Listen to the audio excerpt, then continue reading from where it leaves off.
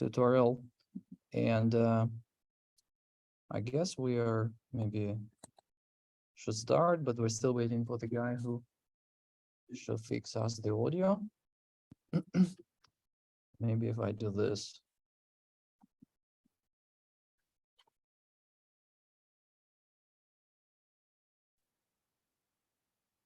Jean, can you say something? Can you hear me? Can you say something again? Hello, hello. Can you hear me? Is it okay for everyone? Let me see. Let's do some, I don't know if I like put the mic there. Hello. Is it better now? So it's okay, right? All right. Well, then we start. All right. Just, yeah. Okay. So yeah, at some point, some technical folks will come and try to help us, fix the audio, but it seems the audio is fixed. So when this happens, this will happen. So yeah, today we're gonna talk about efficient neural networks, and we want to give you like very practical tools and actually explain how these things work, how to make big models small and fast, at the same time how to actually make them small so that they still work. And in the end, we also show actually how to bring them on device so that they can run. And today we have like a lot of interesting topics. Each topic is a particular area of computer vision, how to make it more efficient. And so we don't go into detail about particular areas. So each area has a tutorial on its own, but we will give some details to understand why they're slow, how to make them faster, how to make them more efficient. So I will do a quick introduction in logistics, and I hope during this time we will have all the audio issues fixed. But let's start. So if we look at, neural networks, and if we go tomorrow or when it is to the posters and have a look at the model size, we actually can describe most of the computer vision and machine learning method with just 2 words. And these words are, anyone can guess what are these words.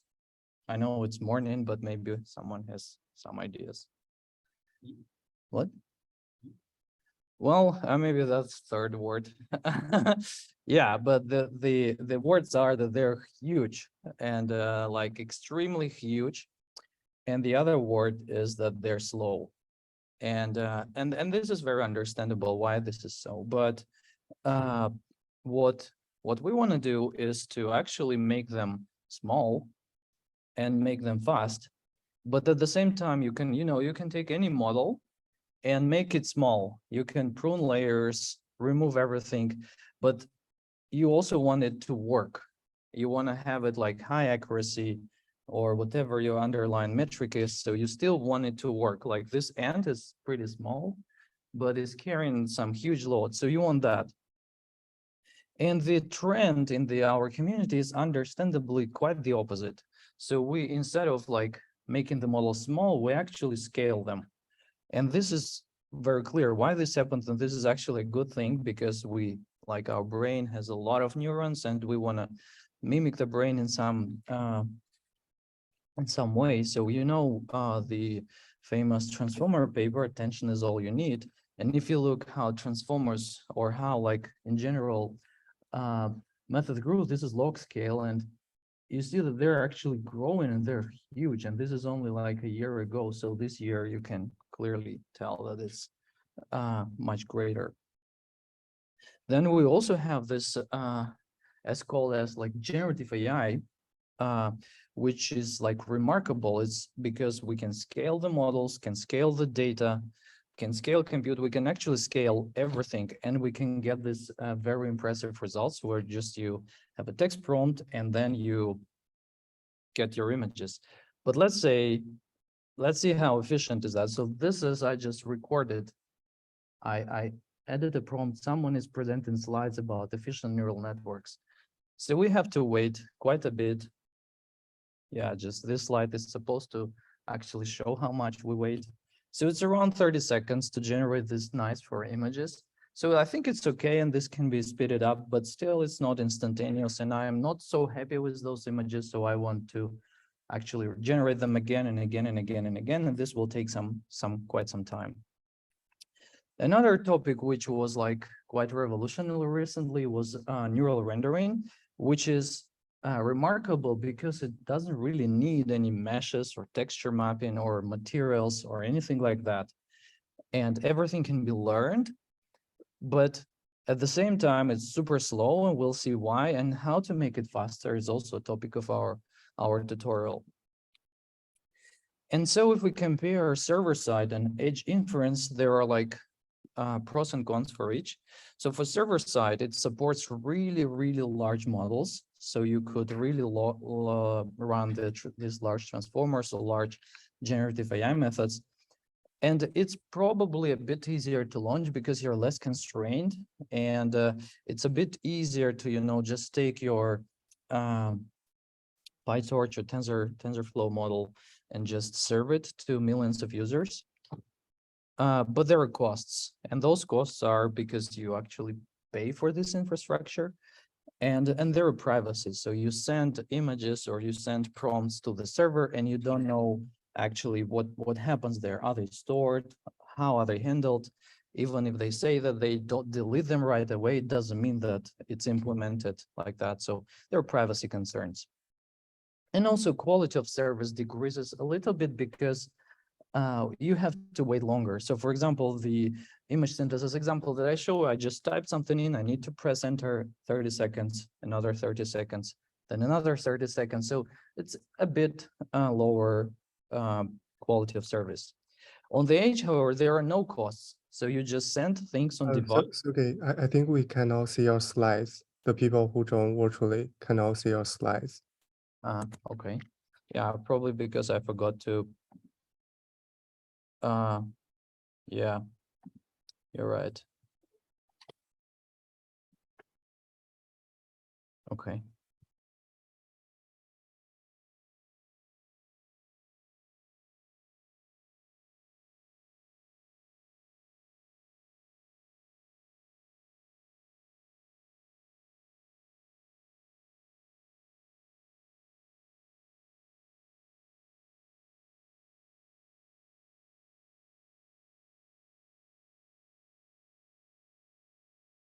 I will have to rejoin, guys. I hope this doesn't kick everyone out.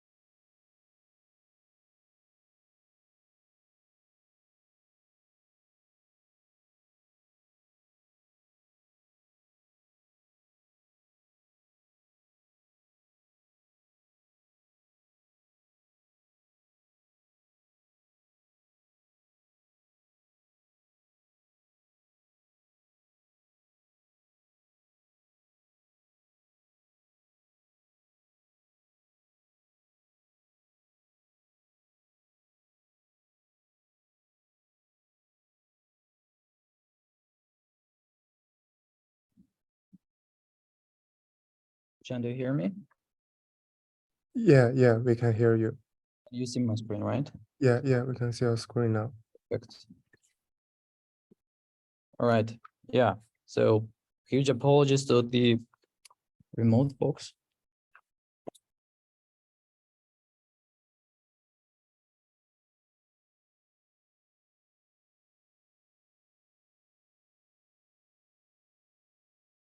So we were discussing the benefits and disadvantages of server side versus edge inference, and we stopped somewhere here.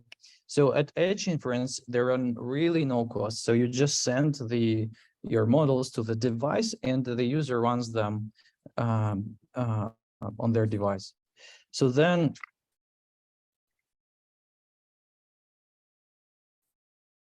okay, I actually don't know how should I Invite people. Okay. Yeah. So that then the privacy is improved by design, because everything runs on device. You actually don't have to send any data to the server, and that's by design better privacy. And also it's instantaneous experience.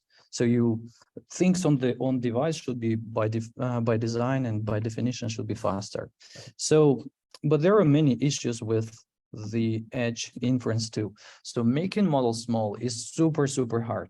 And it's not only hard, it's just what's even harder. Everyone knows how to remove the layers and everything will run in real time, but how to at the same time get really good quality.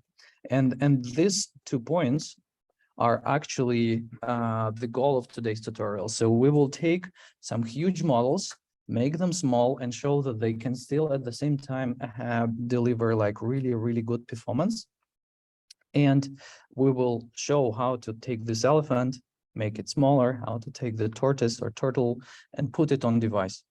So, and in the end of the tutorial, we will show how to actually, there is a technology developed by Snap, which is SnapML, which is part of the Lens Studio. And we will show how to, actually, you can take your model that you trained in PyTorch, drag and drop it into the Lens Studio, and then you can get experiences like that.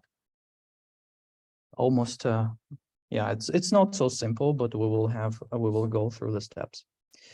And so today, our program is like that. So I hope we're done with the introduction and nothing else will stay in our way. So now we will move to efficient transformer-based vision models, and we will show how to actually run transformers on device. And in particular, we will show our version of what is called efficient former V2, which is the fastest mobile transformer as of now. Then we will talk about our very recent work and also other works on efficient diffusion, how to run diffusion on mobile devices. And we will show our model that runs text to image in just 2 seconds on iPhone 14, at the same time has the same quality as stable diffusion. Then we will have a short break. And after that, we will move to the introduction of neural rendering, and in particular, what makes neural rendering so cool, and at the same time, what makes it so slow. And then while trying to keep this cool part, we will try to remove the slow part and show you real-time neural rendering on device. So 1,000 by 1,000 pixels image will be rendered at more than 30 frames per second with very high quality.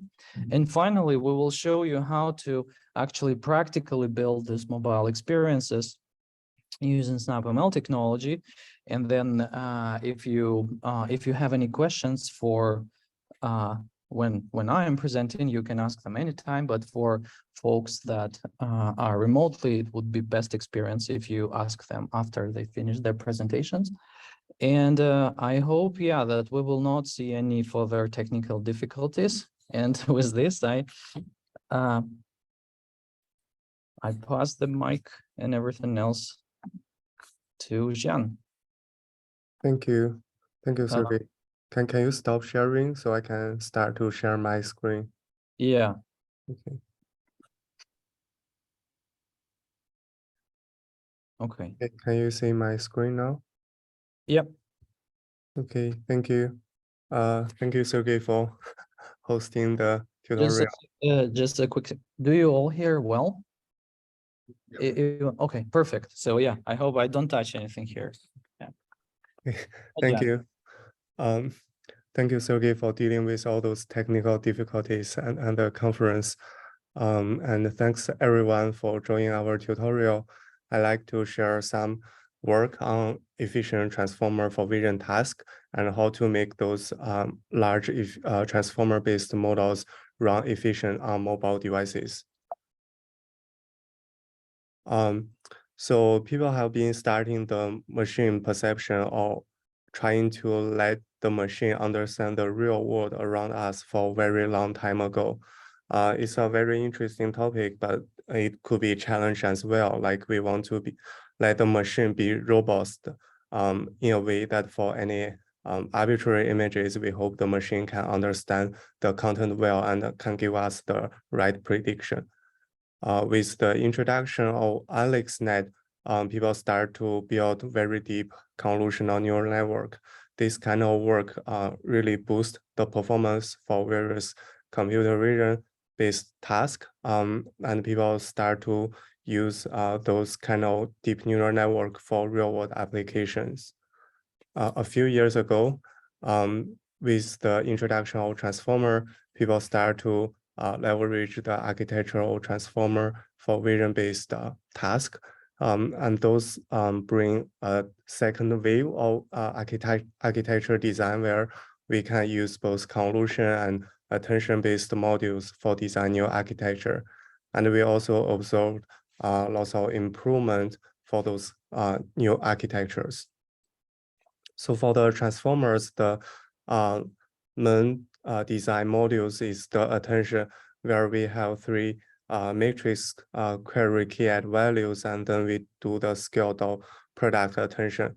We also have multi-head attention, where those attention can be done in parallel, so we can achieve better performance for different kinds of tasks.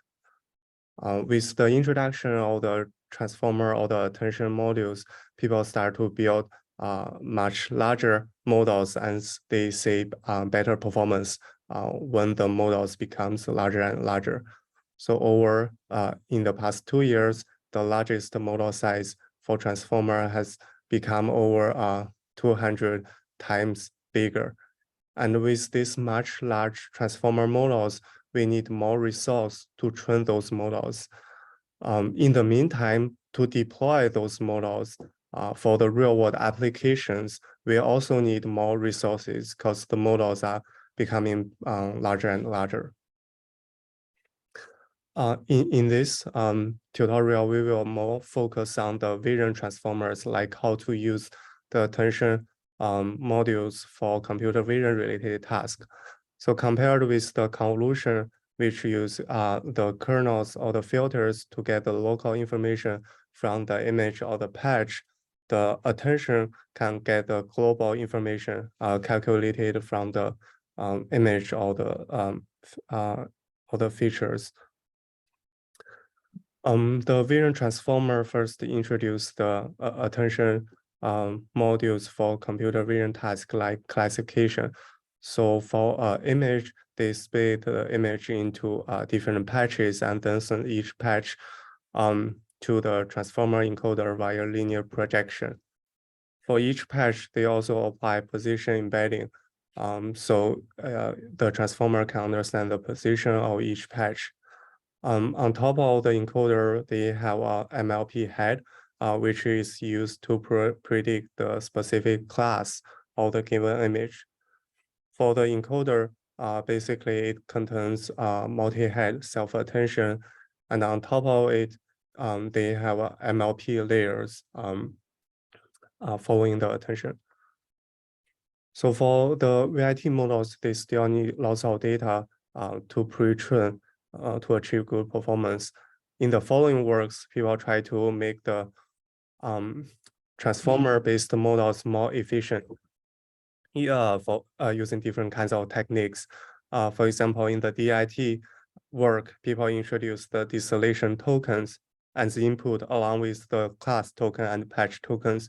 So those tokens can interact together. For the output, they introduce a distillation token. An interesting thing is instead of using the transformer as the teacher model to train this framework, they actually use the convolutional models as the teacher and train the transformer model. And it turns out to work pretty well. Here are some performance comparison. The x-axis shows the inference speed. The y-axis shows the performance, specifically the top line accuracy on ImageNet. We can see the DIT models achieves better performance than the VIT models. For example, under the same inference speed, similar inference speed, the DIT model achieves much better classification accuracy than the VIT model. There are also some other works trying to design different kinds of architecture. For example, in Swim transformer, they build a hierarchical feature maps. So in the early layers, they split the image of the features into small patch and only do the attention on the small patch. And for the deeper layers, they start to merge those patch together and do the attention on the bigger patch. In this way, they can reduce the complexity for the attention operation. Another interesting thing is they introduced the shift window technique for improving performance. For example, for 2 layers, they can share, they can have different window shape. In that way, the information from each patch can be interacted from different layers. So with this technique, we can see the performance of the swing transformers is further improved. They achieve much better top line accuracy on ImageNet than the DIT model and the VIT models. There are also some other interesting works for studying the network architecture.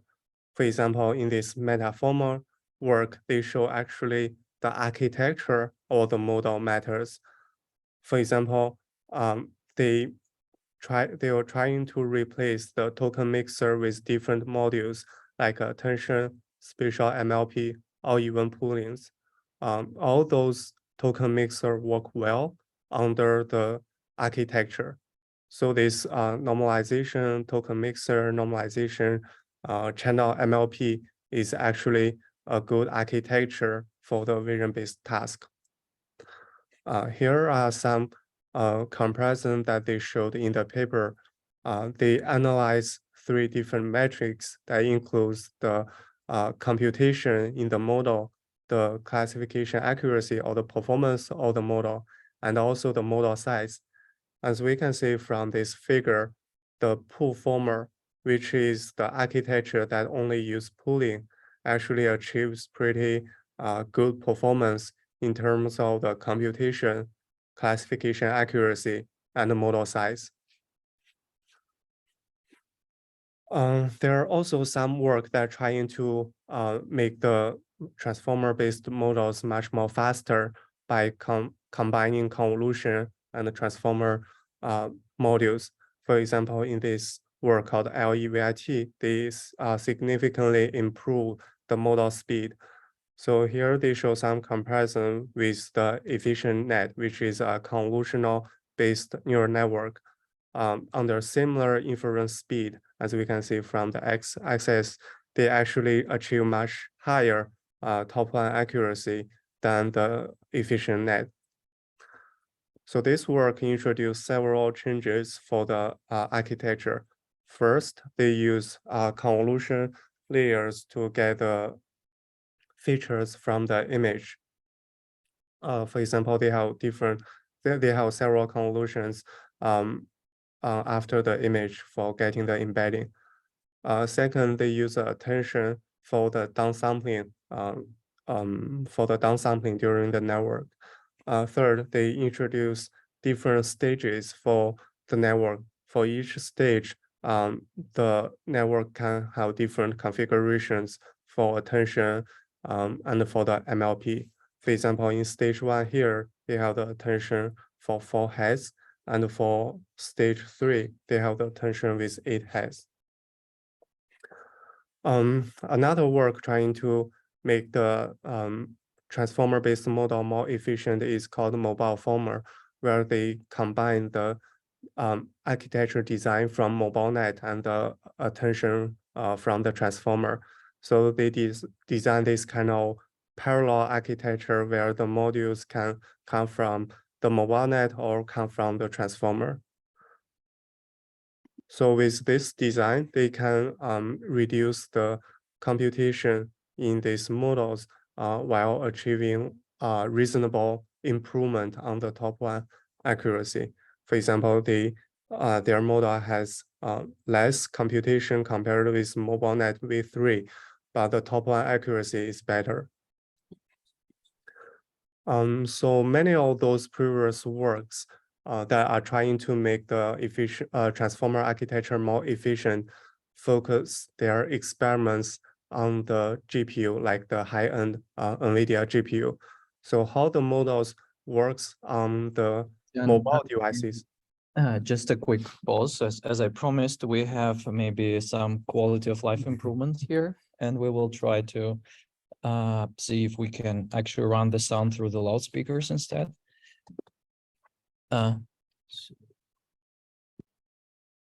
Yeah. Thank you. I see this this So it thing. should be eMeet for the audio. Is that one? Um, Oh, no, eMeet. eMeet.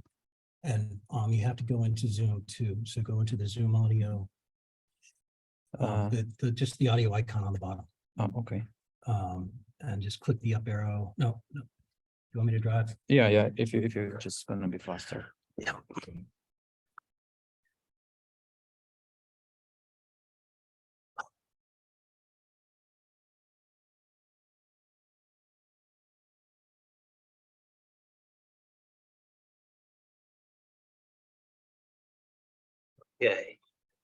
John, can you say something?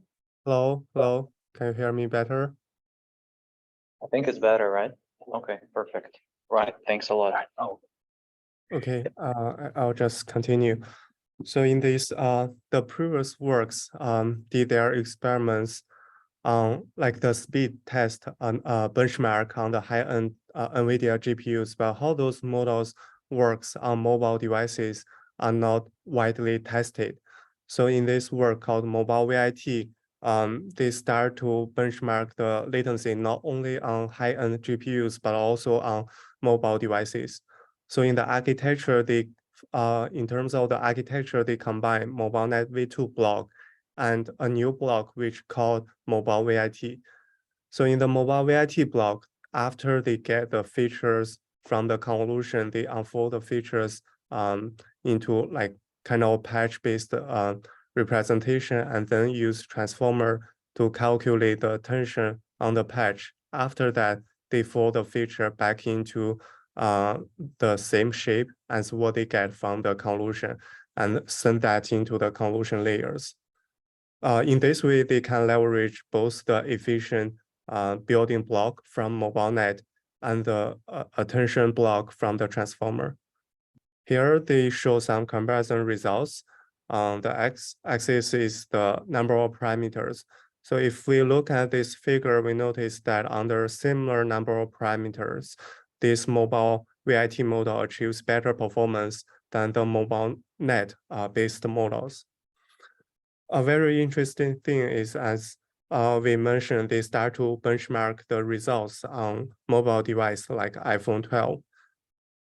So if we look at the numbers, so if we only look at the top line accuracy, it's pretty promising. But the issue is when we look at the runtime, we notice that the mobile VIT is still significantly slower than the mobile VIT, MobileNet V2 model. Then it brings us these issues or challenges. So if we consider the mobile deployment, it seems MobileNet V2 still holds clear advantages because it has much faster inference speed than the transformer-based models. So if we were trying to decide the best model for the real-world applications, it seems that the MobileNet is still a better option. Then it brings us the question, can we design an efficient transformer-based model that as fast as MobileNet V2 while still holding the performance advantages? To answer the question, we designed the efficient transformer models. So in this model, we are trying to make the transformer-based architecture much more efficient in terms of the inference speed while still preserve high performance. So here we show some comparisons of efficient transformer, MobileNet, different kinds of convolutional-based architecture, and the attention-based architecture. We can see that efficient transformer achieves pretty good inference speed compared with the MobileNet V2 architecture, while have much better performance, much higher top-line accuracy on ImageNet. So to design the architecture, we first trying to understand the different design choices or the transformer-based models through detailed latency analysis. Then we find the inefficient designs from the transformer-based models and propose some new architecture design choices. Lastly, we perform slimming to get better architecture. First, we are looking to the latency analysis. We perform the latency analysis on different like transformer-based architectures. For example, for the DIT models, we find that patch embedding with large kernel and stride is actually not very efficient on mobile devices. Second, for the LEVIT models, we notice the reshape operation actually takes lots of time when we deploy the model on mobile device. So it's important to make sure the dimension in the network is consistent. We also noticed that the convolution plus batch norm design is much more efficient than linear norm and linear design, because for the inference time, we can actually fold the batch norm parameters into the convolution to make the inference more efficient. We also noticed that the activation is important. So for different compiler and hardware, we need to choose the best activation function to make sure the model is efficient. So based on those findings, we start to build the basics design choices of the efficient formal model. First, we use the const-step, which is two convolutional layers to get the embedding from the image. Second, we use the dimension consistency design. So by saying this, we mean that we only perform the reshape once for the tensor shape in the architecture. For example, before this reshape operation, all the tensors are conducted in the 4D shape that you in the 4D shape. After the reshape operation, we only use the 3D shape tensor, which is used in the attention modules. And we have different token mixer for the 3D building block and 3D building block. So for the 3D blocks, we give it a name called meta block 4D. And for the 3D building block, we give it a name as meta block 3D. So in the 4D block, we use pooling as the token mixer, which borrows the idea from Metaformer. And in the 3D building block, we use the attention to get the information from the features. After we make the decision for the overall design choices, then we want to have a supernet. In this way, we can further refine the architecture details by using the supernet through the technique of network slimming. So by designing the supernet, we introduced the idea of meta path, where for each meta path, they contains different building blocks. For example, for the meta paths in the stage 1 and stage 2, they contain meta block, 4D meta block and the identity path. If so in the later searching stage, if we choose the identity path, it basically will skip the 4D block. And for the stage 3 and stage 4 in the network, we have 4D building block, 3D building block, and identity path. Similarly, if we choose identity path, it will skip the building block. And then we train the model using Gumball Softmax. In this way, it can give important score for each building block. So with this important score, we can then decide which block to keep and which block to delete. Then we build the action space. So for the action space, we have 3 actions. The first one is that we want to select the identity path for the least important meta path. The second one is we want to remove the first 3D meta block. So if we remove the 3D, as we mentioned earlier, so all the blocks before the first 3D blocks are 4D blocks, and all the blocks after the 3D blocks are only 3D blocks. We also consider reduce the width of the least important stage, and the importance score for each stage is calculated based on the importance from each building blocks or each metapath. Lastly, we choose the action from the action space. Ideally, we want to choose the one with the least accuracy drop while highest latency improvement. We were also trying to verify whether the searching is a good way to find a better architecture from the SuperNet. So we compare our searching approach with random search, and we can see that using a better search approach can actually perform much better than if we just randomly select some architecture. We also compared our models on ImageNet. Here we show some main results by comparing the efficient former with the mobile net V2. We can see the efficient former achieves much better top line accuracy than the mobile net V2. The most important part is if we look at the latency, it actually achieves very similar latency as the mobile net V2. So with this design, it gives us the possibility of choosing the efficient former as the network when we consider the deployment on the mobile devices. And it gives the advantage of high performance while achieving similar inference speed as mobile net V2. Our model is also good for the downstream task. For example, we show the results on the object detection and instance segmentation, and we achieve better results than previous convolution-based and attention-based network. We also perform the experiments on the semantic segmentation to show that the efficient former works well for the downstream task. With our models, we can also build some interesting on-device demos, such as car classification and flower classification for the proof of concept.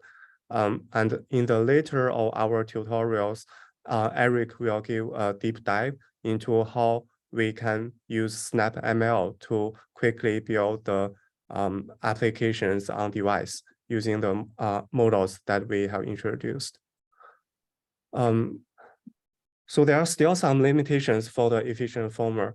The performance and the latency is good, but if we look at the model size, we see that the efficient former is still much larger than the mobile net V2. In some other works, people are trying to make the models much smaller, like maybe in the similar size as mobile net V2. For example, in the work called HVIT, they are trying to combine the design choices from mobile net V2 and attention to make the work to make the model more compact while achieving good performance. So the key components of the model is local aggregation, which is implemented via depth-wise convolution. And they also use a sparse attention to reduce the complexity from the attention modules. Lastly, they use conv transpose 2D to get the local propagation information. So by using those design techniques, they can actually achieve pretty smaller models. For example, compared with mobile net V2, this HVIT model have very similar number of parameters. If we look at their runtime on the Samsung phone, we notice that their inference speed is even much faster than the mobile net V2 on CPU. And the top line accuracy is better than mobile net V2. So for the future work, is important to have, if we care both the model size, the inference speed, and the performance, if we want to make all those three metrics good for the models deployed on the mobile devices, it might be a good choice to use hybrid architecture that contains the mobile net design blocks, such as the depth-wise convolution and also the attention introduced in the transformer. It will be a very efficient way for making all those three metrics like number of parameters, runtime, and top one accuracy good on mobile devices. So here we mainly focus on the attention modules on discriminative tasks like classification, segmentation, but there are also some works that leverage the attention for generative models. For example, in the work called diffusion model BitGAN, they redesigned the architecture of the diffusion model, basically the architecture of the UNet. So they use several two major design choices. The first one is they increase the number of attention heads.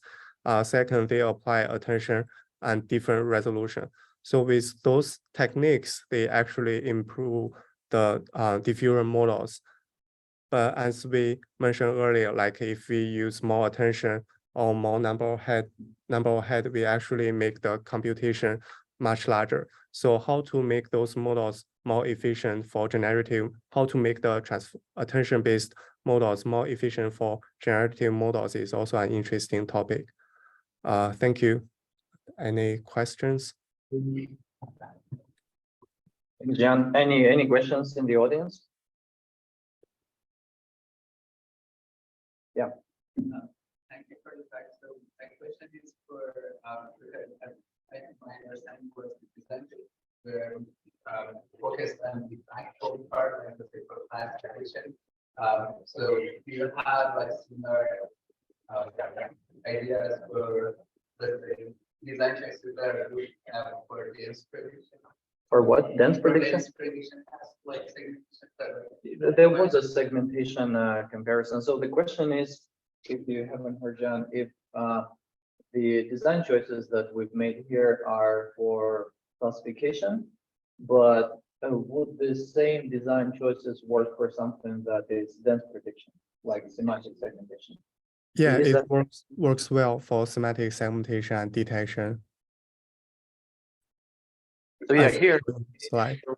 in the right column, you see semantic segmentation, MIU, like it also works there. Any other question? Okay, yeah. Yeah, so thank you so much. My question is, so this works maybe trying to make more efficient from the architecture design of the space. How about the organization for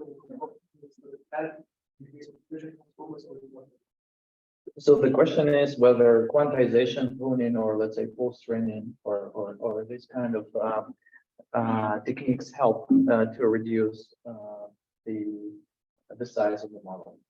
Is Yeah, that correct? For efficient transformer. Yeah, that's a very good question. So in our for our design choices or for our motivation, we are trying to build a generic architecture that can be used in different application scenarios. So for post-training quantization, it will definitely reduce the model size, and it might make the model work well, like much faster on different devices. But for quantization, one thing we like to mention is the acceleration really depends on the hardware you use, and the quantization, the different precision needs to be carefully checked with the specific hardware to see whether they support like 8-bit integer precision, or they might not support.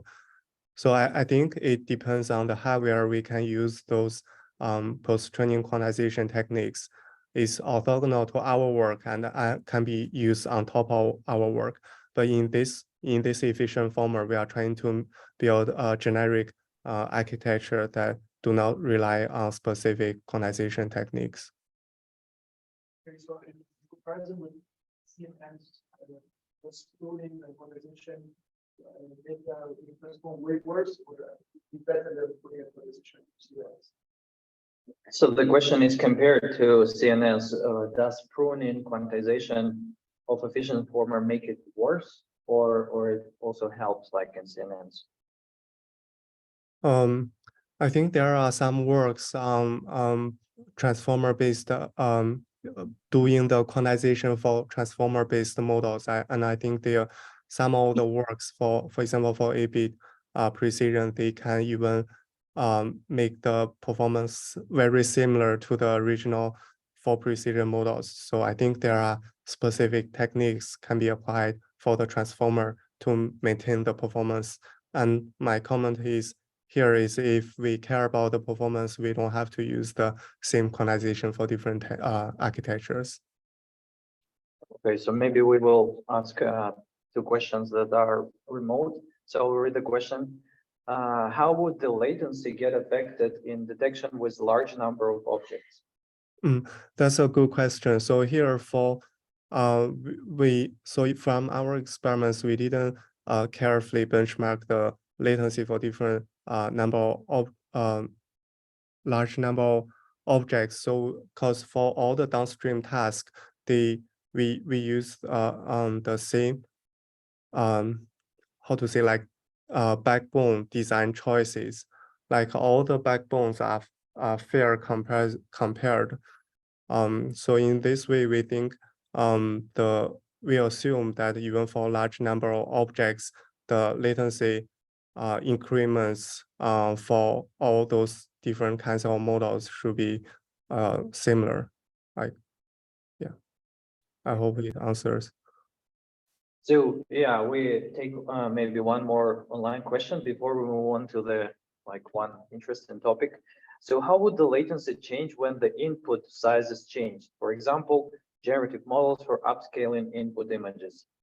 Yeah, the latency is now changed, I would say linearly. So in the next slide, like next presentation, we'll also show some results. Yeah, I guess we'll move on to the next topic, which I think is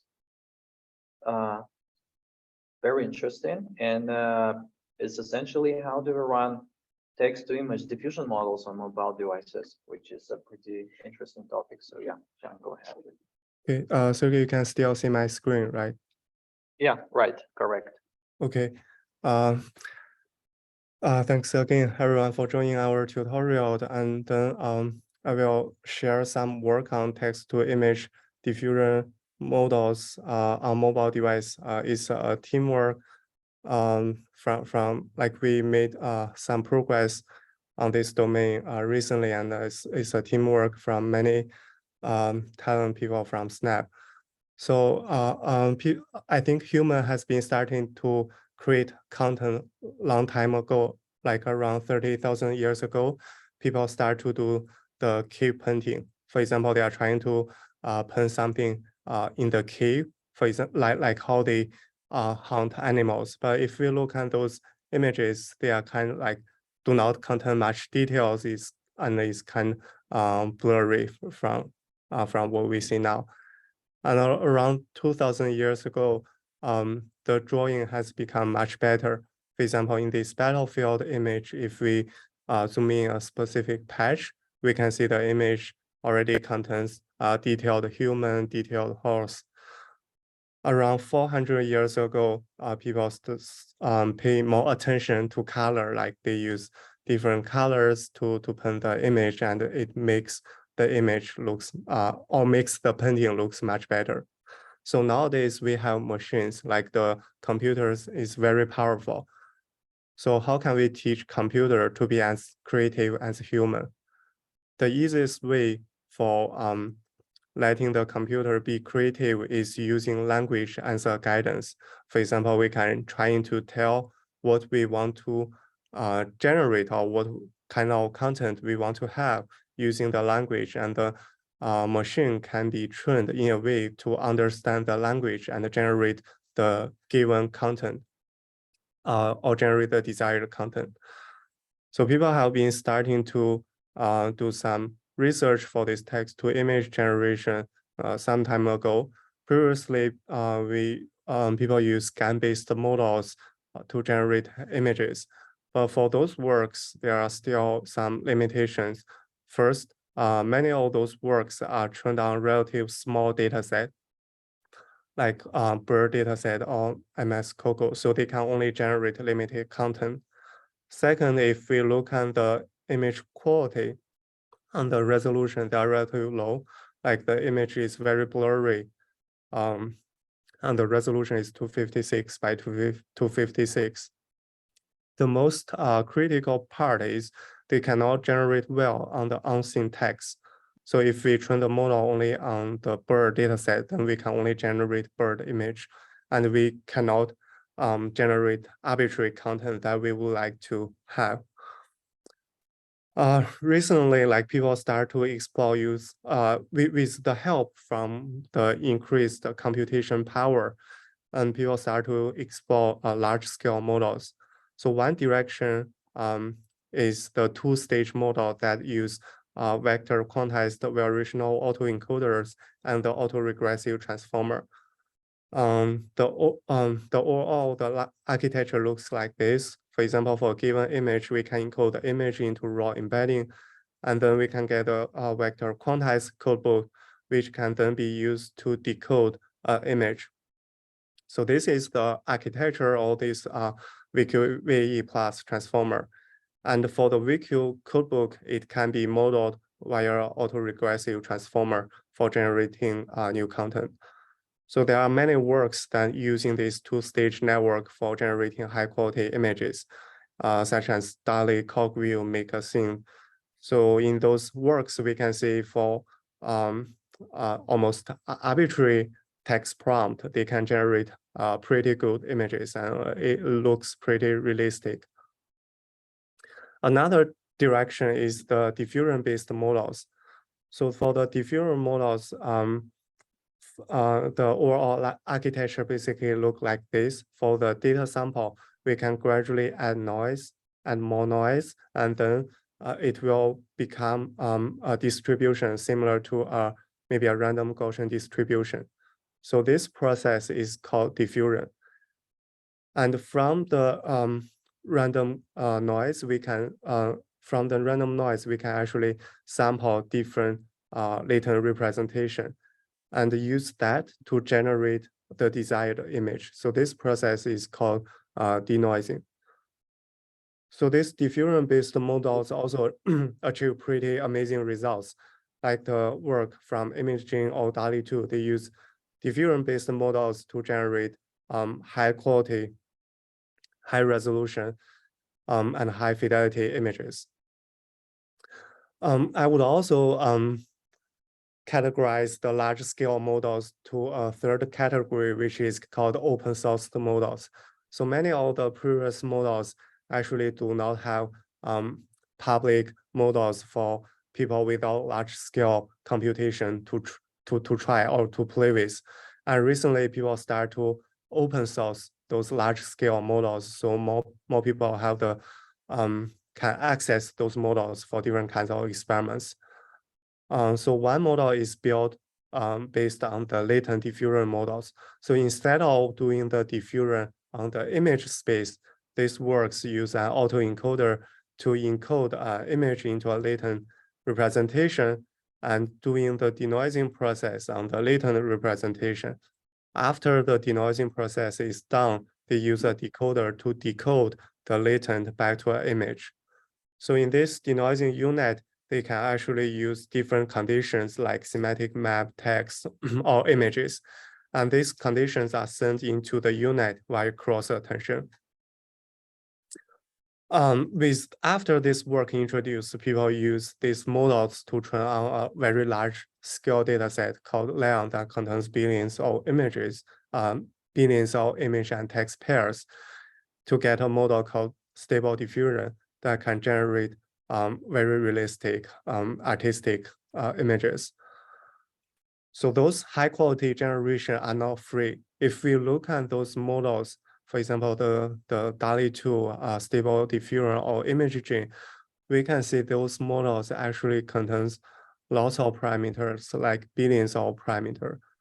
And the computation for those models are actually very high. Like we need high-end NVIDIA GPUs to reasonable run the models to get a desired inference speed. Therefore, we need servers to host those models and to host the GPUs. For the server side running, it will cause lots of cost for maintaining the server and using the GPUs and running the models. Another thing is it will bring the privacy concerns. For example, if people build some applications based on those image generative models, and those models are hosted on the server, then when the users are trying to use those models, they need to upload their personal data into the server, which will cause some privacy concern. The easiest way to solve those concerns is to move the models from server to the mobile devices. But if we look at the latency, it's not an easy way to do this, especially if we want to build some applications. For example, we benchmark the latency of Stable Diffusion, and we noticed that the major bottleneck for the text-to-image diffusion, Stable Diffusion model is the UNet. Even run a single forward for UNet is more than 1 second. For the UNet, we also need to do iterative denoising step from the sampled latent to the given image. And this inference step, using the default DDIM scheduler, it is set as 50. So the total runtime is more than 1 second, 1 minute using, 1 minute using the Stable Diffusion on mobile device. And if we consider this latency is not ideal for building applications because users need to wait a long time until they get feedback from this model. There are some other works. There are some other works that are trying to make the model much faster on mobile devices. For example, the work from Qualcomm can make the Stable Diffusion run on the Android devices in about 14 seconds. What they did is they use quantization to make the model faster, and they use a specific AI chip called Snapdragon 8 Gen 2 to accelerate the model. Another work called Speed is All You Need also achieved pretty good performance on Samsung phone. It's about 11 seconds to get an image from text. But in this work, they did some GPU-aware optimization, like they need specific kernels for the activation function. They design more efficient tensions for the phone, and they also use Winograd convolution for acceleration. If we summarize those works for accelerating the diffusion models on mobile devices, we notice that many works still require quantization, specific chip, or specific compiler-aware optimization. And also, those works directly reducing the number of inference steps to make the models faster. But how the model performs after the inference step is reduced is not well measured. We do not know the performance of the models after the number of steps are reduced. So we are wondering whether there could be a more generic approach that do not rely on specific quantization or specific GPU-aware optimization to achieve good acceleration on mobile devices while maintaining high performance of the text-to-image diffusion models. So in the recent work called Snap Fusion, we were trying to solve the problem of building a more generic text-to-image diffusion models. The first thing we solved is the latency per forward for UNet. For example, we reduced the latency from over 1 second to 230 milliseconds. This is achieved by designing a very efficient UNet. The second thing we are trying to solve is the number of inference steps. So from the default 50 steps of the Stable Diffusion v1.5, we reduce the number of inference steps from 50 to 8. So the UNet only require much less denoising step to achieve good results. This is achieved by the step distillation. So with the efficient UNet and the step distillation decided, we then optimize our training pipeline to make sure the model can be trained well and performs well on mobile devices. So first, we'll talk about the efficient UNet. we did a comprehensive analysis on different building blocks in the UNet to analyze the number of parameters for cross-attention blocks, ResNet blocks, and the latency for cross-attention blocks and the ResNet blocks. So this latency and analysis table will help us understand why the models is slow on mobile device. And some interesting finding is, for example, for those specific blocks, they might only contain fewer parameters compared with other building blocks, but the latency for those blocks are very high. That is because, and someone has asked from the previous presentation that for the building blocks, they are dealing with different spatial size all the input features. So if the input feature has a relatively large spatial size, the computation on those features is also pretty high, like the latency is pretty high. So after we have this latency table, we are trying to understand how to optimize the UNet to get a more efficient model. So to start this, we first do a robust training to help us remove the certain blocks. The reason we need to do robust training is because if we directly remove certain blocks, it's very hard to fine-tune the model to recover the performance. For example, here we show two prompts for generating two images using Stable Diffusion. If we directly remove the across attention from Stable Diffusion and then do the inference, we can see the model cannot generate very meaningful content.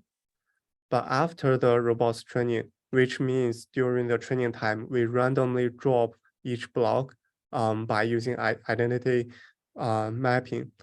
Then after the robust training, when we remove the cross attention, for example, here we remove the cross attention from a certain stage, the model can still have reasonable generation quality. Here is another example removing the residual block. The model can still generate meaningful image. So after the robust training, it will make us much easier to fine-tune the model to recover the performance drop by removing certain building blocks. After this robust training, so from this robust training, we are trying to understand how can we automatically decide the best architecture. So we perform some kinds of searching by using clip score and latency. The clip score means the correlation between text and the image and the generated image from the diffusion model. So given a text input, and we use the diffusion model to generate an image, and then we can use clip score to measure whether the generated image is highly related to the given text or not. So we designed this evaluation metric to understand the importance of each block, and then we gradually remove the block to satisfy the latency requirement. We are also adding blocks to improve the model performance while not significantly increasing the latency. So now we introduce how do we do architecture aware optimization to make the UNet more efficient. And we are wondering if there are some other things can be done to accelerate the UNet besides redesigning the architecture. So one thing that is very important for the inference is the classifier-free guidance. It's a technique that used in the inference time only for improving model performance. So for given denoising UNet here, usually, for example, when user want to generate a cat image, they can input a prompt of a cat, and which can be sent into the text encoder to get the textual embedding that is further sent into the UNet via cross attention. And then we can get a latent, which is later used to decode into a cat image. The classifier-free guidance means besides the given prompt from the user, we also need an empty prompt, like a no text. We also get text embedding from this empty prompt and also get a latent. So for this two latent obtained from this two prompt, we scale those latent with different with a specific scale, and then we combine the results together. So by using this classifier free guidance, actually, as we see here, we need to, for one denoising step, we need to forward the UNet twice. Another solution is we can use batch size as tool to forward one UNet. But when we run the latency analysis on mobile device like iPhone, we notice that the model with batch size 2 is actually 2 times slower than the model with batch size 1. So actually the classifier free guidance make the UNet runtime 2 times slower on mobile devices. If we can remove the classifier free guidance during the inference time, we can get 2 free speed up. There are some work on trying to like remove the classifier free guidance. One is called one that introduced W condition model. This work is also accepted to CVPR this year as one of the award candidate. So to solve the problem, they use an extra parameter. So this is how the UNet works under classifier free guidance. Like we input a latent to classifier free guidance and then get an output latent. So for the W condition denoising UNet, they have extra parameter OW. So in this way, they want to train the W to understand the performance of CF classifier free guidance. So in the inference time, we don't need to use batch size 2, or we don't need to forward the network twice to do the classifier free guidance. And then we simply train with mean square error to optimize the W conditional model. Unfortunately, after we do some more comprehensive experiments, we noticed the W conditional model has some issues for the clip score. For example, here we do a pretty comprehensive study of the W conditional models with different number of steps. And we noticed the clip score cannot become larger when the classifier free, when the scale from classifier's guidance becomes larger. So in this figure, the x-axis shows the clip score. Like the larger clip score means the better image text alignment. And the y-axis shows the FID score. So the lower FID indicates the better performance. And in practice, we usually use a large scale for classifier free guidance to achieve pretty good clip score while maintaining good FID and showing this part of this original stable diffusion. But for the W conditional model, we see that it cannot achieve pretty reasonable clip score. So in the snap fusion model, we decide not to use W condition, but we also want to mention it's a very good technique.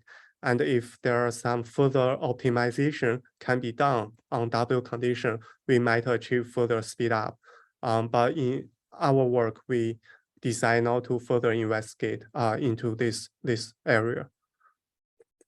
Besides the efficient UNet, we can also optimize the decoder. So the decoder is trained via a very simple way of using synthetic data. So for the latent we get from the UNet, we send that into both the original decoder and the compressed decoder. The compressed decoder is obtained from the original decoder by simply reducing the number of channels.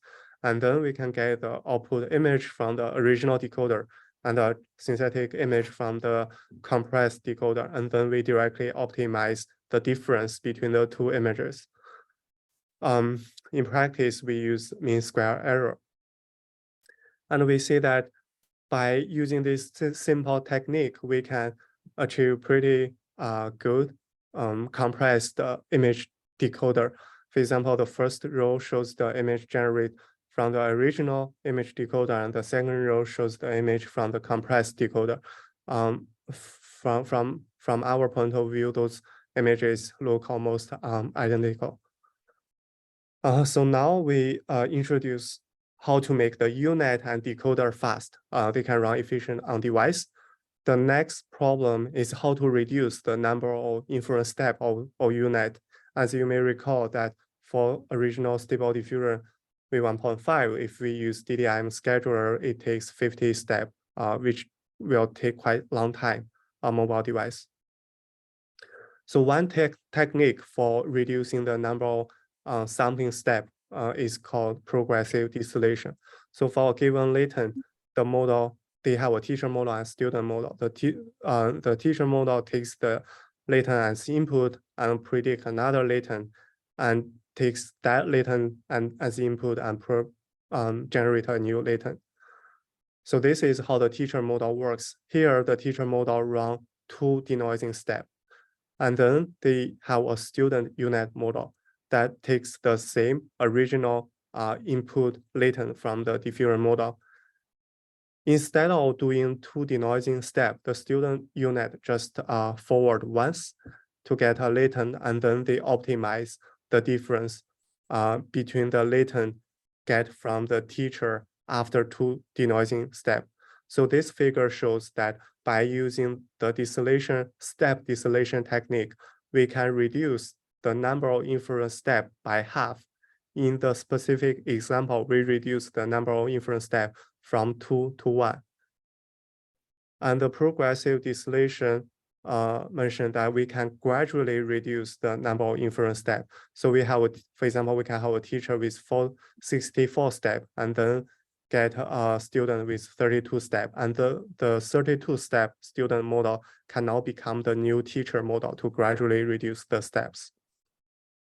So here we just show a simple illustration of distilling 2 steps into 1. We also do some experiments to understand how the progressive distillation works.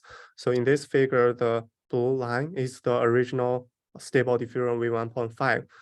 So here we show the progressive distillation from 64 step to 8 step in blank line. So compare the blank line and the green line, we see the clip score do not perform well after the progressive distillation.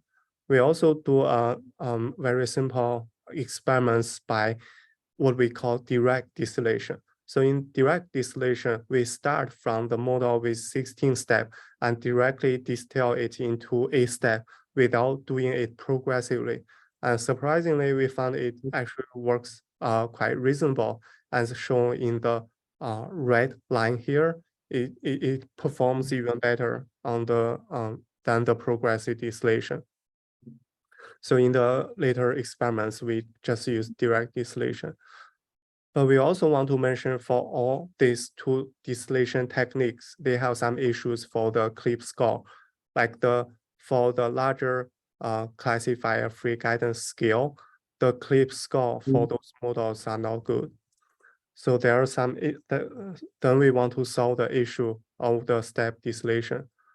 So here we introduce a new technique called classifier free guidance aware step distillation. Recall that the classifier free guidance is only applied during the inference time.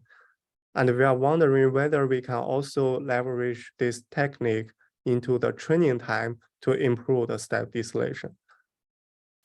In this way, we hope we can achieve better trade-off between clip score and FID. So this figure is the step distillation we showed previously, like distill 2 steps into 1. By using classifier free guidance in step distillation, we after the unit, so after the unit get the latent input and predict the output, we apply classifier free guidance at each denoising step. The classifier free guidance is also applied to the student unit after we get the output from the student unit. In this way, we optimize the latent representation after the classifier free guidance. And the classifier guidance is efficiently applied during the training time of the in the step distillation. We also notice that if we directly using this classifier free guidance aware loss, it has some issues for doing the training the model because it actually combines the features that we obtained from the given prompt and non-text prompt. So we actually balance the classify free guidance deceleration loss and the vanilla deceleration loss using a probability. Like we choose one of them during the training time. So for example, for this deceleration loss function, we have classified free guidance aware loss and also the vanilla deceleration loss. Here we show some experiments by comparing them. This orange line shows the vanilla deceleration loss plus the classifier free guidance loss. It performs better if we consider FID and CLIP score than only using classifier free guidance loss and only using original or the vanilla deceleration loss. So we also did some analysis in this figure that we show when we use classifier free guidance to train the model, it's actually important to have a certain scale range. For example, if we only use a fixed scale for classifier free guidance and 3, as shown in this red line here, it cannot achieve good CLIP score. So we decide to balance these two loss functions using a probability and use a certain range for classified free guidance loss. The last piece of the loss function for our distillation is the original loss. So previously, when people do step distillation, they do not apply the original loss function that is used to train the stable or the diffusion model. Here we find that actually besides the distillation loss, the original loss that is used to train the stable diffusion also matters. All the diffusion models also matters. So here we show some example where the blue line is the original stable diffusion. And the orange line is the one without original loss and only use our proposed distillation loss. We can see that the red line actually performs better. It achieves better FID than the orange line after using the original loss. So now we introduce how can we design efficient network architecture and how we design the loss function for step distillation. The final piece of the whole pipeline is how to decide the whole training pipeline to train the snap fusion model. So now we have two models. One is the original stable diffusion V1.5. The next one is the snap fusion model that with efficient architecture. We have different choices for doing step distillation. For example, we can just train the snap fusion model as the teacher model and then do the step distillation to get the final model with much less denoising steps. We can also use the original stable diffusion model as the teacher to train the snap fusion model. The last choice is we can distill the stable diffusion to the model with fewer steps and use that one as the teacher to train the snap fusion model. So we verify all these design choices, like how to train. So after deciding the distillation loss and the architecture, we verify how to train the final model efficiently. And our observation is from the stable diffusion V1.5, we can use classifier free guidance distill to get a new model with 16 steps. We do the same for the snap fusion model. And then we use the model obtained from the stable diffusion as the teacher to train the final model, which is the purple line here that achieves a very reasonable trade-off between image text alignment and image quality. So for the previous experiments, we do the evaluation on MS COCO dataset. So for faster iteration purpose, we only use a subset in our previous experiments. So here we use the full set of MS COCO 2014 validation set, which contains 30K examples. And in these experiments, we show that our Snap Fusion models with the efficient UNet actually can achieve even better FID. The lowest FID from the Snap Fusion model is even lower than the one from Stable Diffusion. And if we consider the practice usage of using a bit large classifier free guidance score to achieve good image text alignment, our models has much better advantage over the original Stable Diffusion model. Here are some examples generated by our model, and we also built a simple device demo to show how the model works. This mobile app is built using the public Hugging Face Stable Diffusion Swift model, and we modify those public repo for this specific application. So if we look at the generation, so after some tensor processing, the UNet actually runs the UNet also runs pretty fast, because here there are some extra latency that is caused by the tensor processing or the image processing in the app that can be further optimized. Here we didn't spend much engineer efforts, but if you look at the ML process, it's very fast after all the pre-processing is done. It's less than 2 seconds. As for the next step, and as we mentioned first, the ML model itself is very fast. However, we can use more engineering efforts to optimize the app on iPhone. For example, we can make the tensor processing or the image processing or text tokenization, all those stuff on device more efficient. So we can achieve a better app by using the ML model and other optimization from the app. The second is we design a generic architecture or a generic pipeline for making the model itself run fast and also use less denoising step. But our technique can be combined with other compression technique like quantization to achieve better speed up or reduce the model size. Our current model can run within 2 seconds, but we hope there could be some other technique to make the model even faster. So ideally, when we start the project, we want to target the model within 1 second. But after we finish all this stuff, the model actually runs 1.9 seconds. It still belongs to the 1 second range, but it will be even better if there are some other optimization can be done to make the model that actually runs less than 1 second. Thank you. And that's the presentation from my part.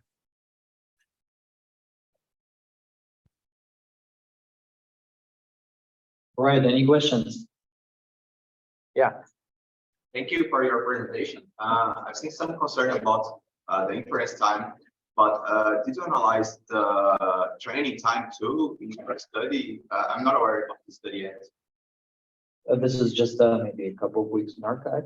So the question is, did we analyze training time? Yeah, so we do not report the training time, but I believe our total training time is so it depends on what is the baseline you'd like to compare.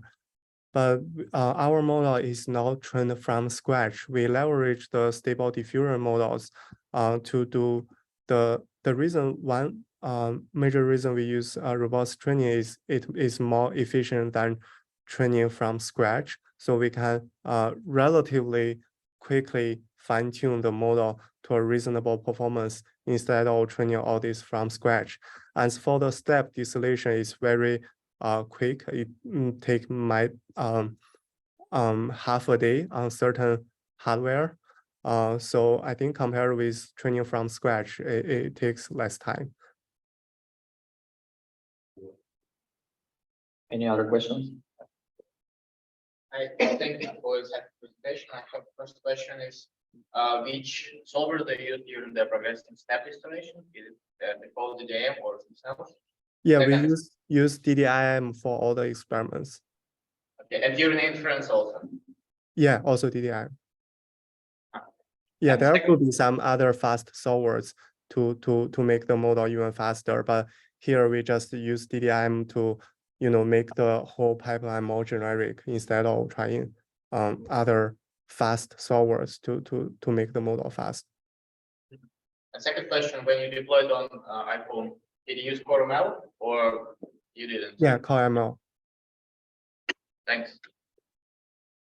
There is a question online. Could you delve more into how you plan on significantly reducing the number of parameters without significantly compromising the quality of the images generated? Oh, that's a good question. So right now we have a plan, but we don't know whether it works. So I'm not sure whether the plan means anything for you, but currently we are trying on some different techniques to see whether the number of parameters can be reduced while maintaining the performance. We don't have reasonable results to share. It's still something we are trying to solve. So yeah, I don't have a good plan now, if it makes sense. Any more questions here? Thank you for your presentation. I'm just curious about, have you considered using the energy metrics such as Joule, how many energy consumed during the inference process? Mm. Like in the perspective of efficiency. Yeah, we didn't measure the that's a good question. So if we consider how really make those text to image diffusion model efficient on mobile devices, the latency is just one dimension we need to optimize. There are also like model size and also energy or even memory usage. All those metrics, ideally, all those metrics should be optimized to achieve really fast and efficient deployment. So in this work, we didn't measure the energy, but we measure the memory usage. So the peak memory usage is around 250 megabyte in the iPhone, which is pretty huge. So ideally, we could maybe also reduce the memory usage. I think with some quantization techniques, we might reduce the energy and memory usage, but it depends on careful experiments to verify the design. So the short answer is we didn't measure the energy, but it's an important metric to be considered for the future work. Yeah. So for the part that you maybe to validate the flux, so would you comment on how was for example, was the model trained first for a certain time, then you started validating dropping or? I'm not sure I understand. Maybe did you hear the question, John, or not? Yeah, sorry, we cannot hear the question. Okay, I don't know. Can you try if that mic works? Okay, it works. Wow. So my question was about the part that you would use Click to evaluate the relative importance to latency of each block. So I was wondering, dropping of the different blocks of the network, when that was done, was that like started from the beginning, or you would start, you would do that as something like a fine-tuning stage? Oh, start from the beginning. Start from the beginning, or Yeah, did you after the robots training. after the robust training? Okay, Yeah. so that so did you was there any difference if you would have done it? Oh, but so it was in some sense fine-tuning. Yeah. Okay, good, thanks.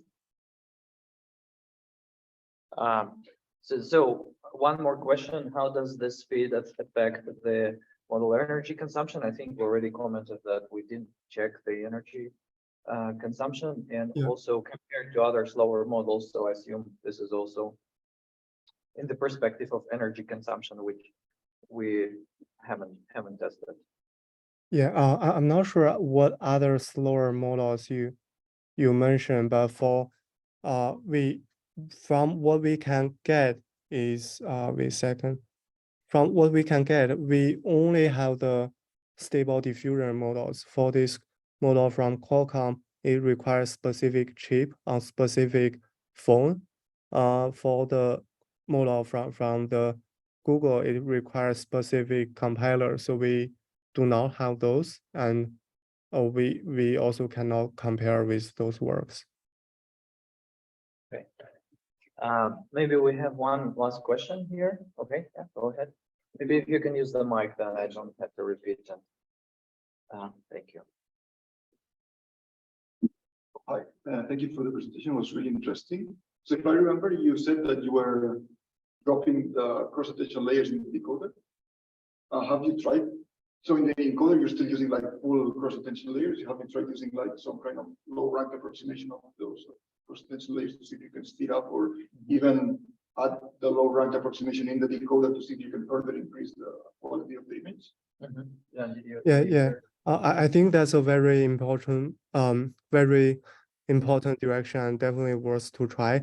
So I just want to kindly note that in this work, we want to first maybe have a generic approach to optimize the overall architecture. As you can see here from our work, we didn't use many other compression techniques like quantization and low rank estimation, because we want to make sure we want to understand whether we can have some kind of generic architecture in terms of the speed and generation quality. So I think other techniques like quantization and low rank can all be applied in the later study.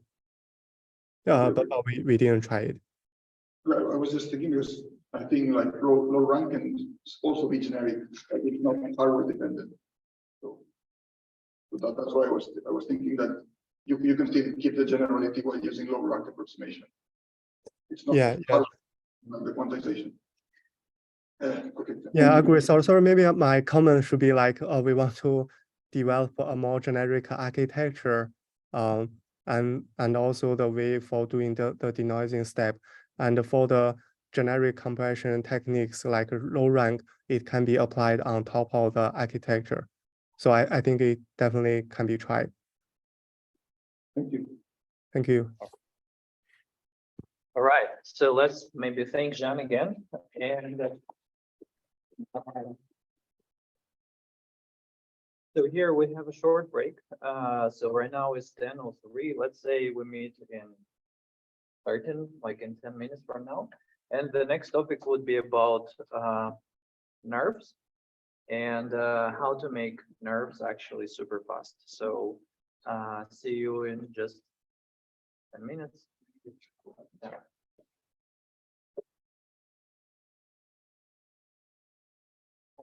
Will the slide and the video be accessible after the conference? Yeah, so we plan to make everything accessible.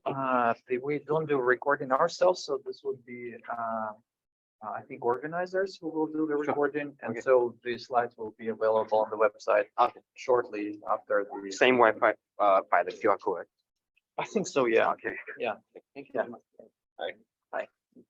Is it all on generative model or? No, then the next part would be on the There is nerve, and then what else do you have?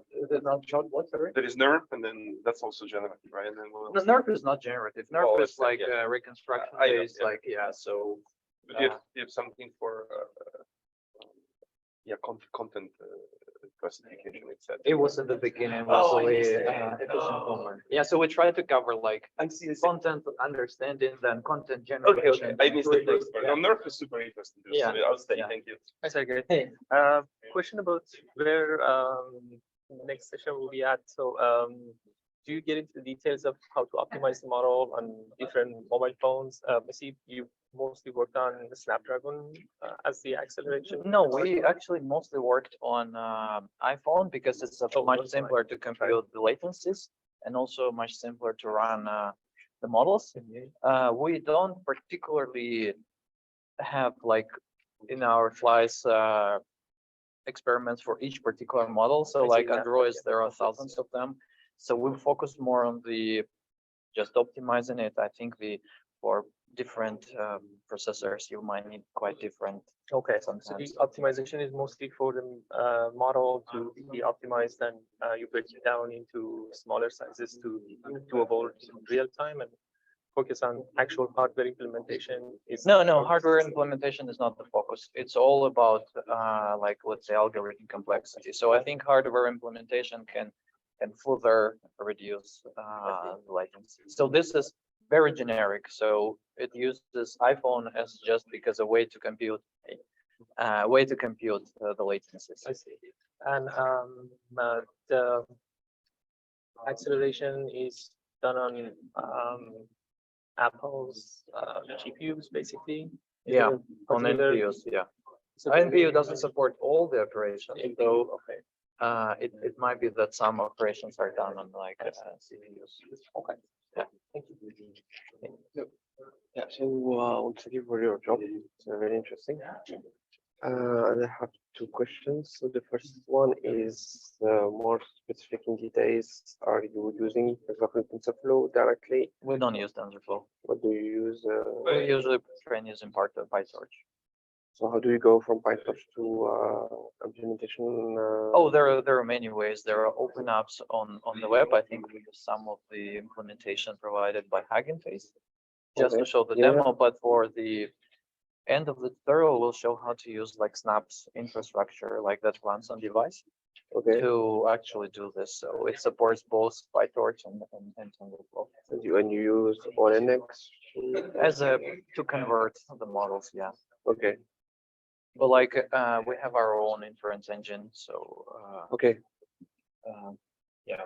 So just yeah. So but like the more technical details, there will be Eric, who is like one of the developers of SnapML. He Okay. maybe I'm able to answer your questions in like very great detail. Okay. But like in general, we try to focus on the, not on the hardware optimization, but on the algorithm complexity. Yeah. Yeah. When shrinking. Okay. Okay. Yeah. And the other question is how we can have access to this material presentation. So presentations, we will be sharing everything, and also we will be sharing the videos. The thing is that the videos have to be shared by the organizers. Yeah. So we don't do record. I mean, it does some recording, but I guess we won't have the videos. They will be done by organizers. They will share them on YouTube, and we will post them on our website. Okay. Right after whenever the it's ready. presentation is on the website of. It's not yet. It will be Yeah, it will be, but Yeah. the website of the company or. of the tutorial. Okay. Okay. Okay. Thank you. Yeah, sure. Thank you. Hey. Hi, I'm David, and actually, are these two organizers or not? They are online. Yeah, Oh, I see. they are visa and other like some personal commitments. So they are I remote. see. Yeah, actually, and the previous presentation is the stamp fusion. I think, yeah, that's really good. Oh, And, thank you. okay, and that this thing is actually deployed on integrate on the Snapchat. I cannot answer this question. Yeah, actually, okay. How about is there any like what kind of the how to say that, like some acceleration API or the chip to try to run this stable diffusion thing? So we tried the iPhone 14. iPhone 14. Yeah. And using some acceleration library.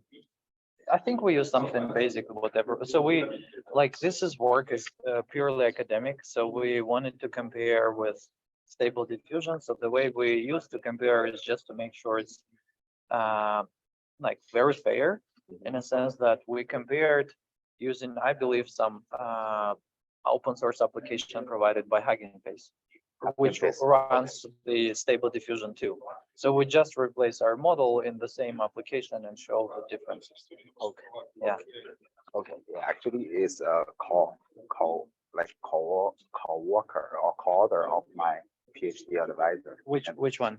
Jan. Jen, and Yeah. I think both them are on the paper around the snap. Oh, yeah. So Yeah, but- both Eric and John. Yeah, are I on the wish paper. it good to see them in person. but Yeah, I mean, unfortunately, unfortunately, it's okay. like Eric also was, I think he wanted to go. John had some personal commitments that he can move, so, Thank you again. yeah, sure. My pleasure. Hey, how are you? Good. So you come by yourself or with family? Everyone is here. Oh, Yeah. that's great. Yeah, they're having fun in Vancouver. Yeah. Is Ian here too? Nice. Yes, we will come maybe in a few minutes. Oh, nice. I'm surprised that you're working on efficient, something Oh, we like work, this. yeah, we've been working on efficient for quite some time. Because I'm working on something similar. Oh, nice. Like model compression, Yeah, knowledge data composition. yeah. Yeah, that's all we'll tell us about that. That's maybe these works are like to 2022 and 2023, and we have been doing this for quite some time, so we didn't even include things from 2021 because they're already old. Oh, I think maybe we can have some collaboration. I'm Yeah, yeah. Where are you now? Oh, in We Cisco. just open this direction. Oh, okay. I'm working on this direction. Oh, nice. So I think there should be some opportunity. Yeah, sure. Let's talk about it. I mean, I don't know how we can. It's still a company, right? But Yeah.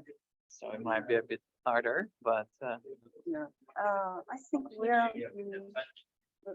usually we found some universities and we ask universities to work on this topic. okay, yeah, we do this too sometimes. Yeah, Oh, I see. The same mode, I think. it's like a standard stuff for the companies, right? Ah. Engage with universities. But it's still difficult to find exactly the same topic. I mean, Yeah.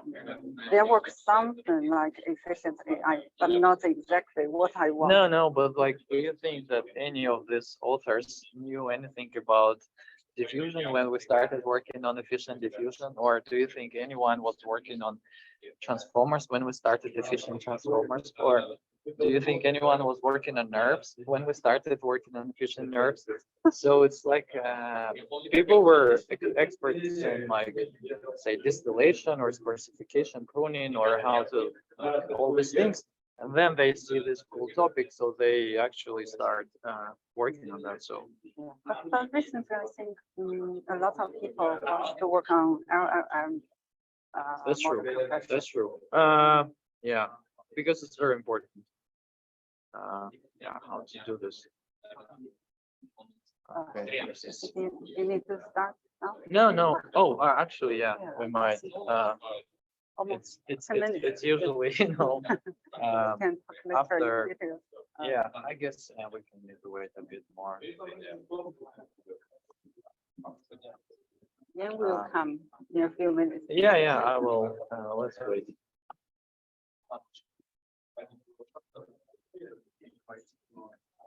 What's this?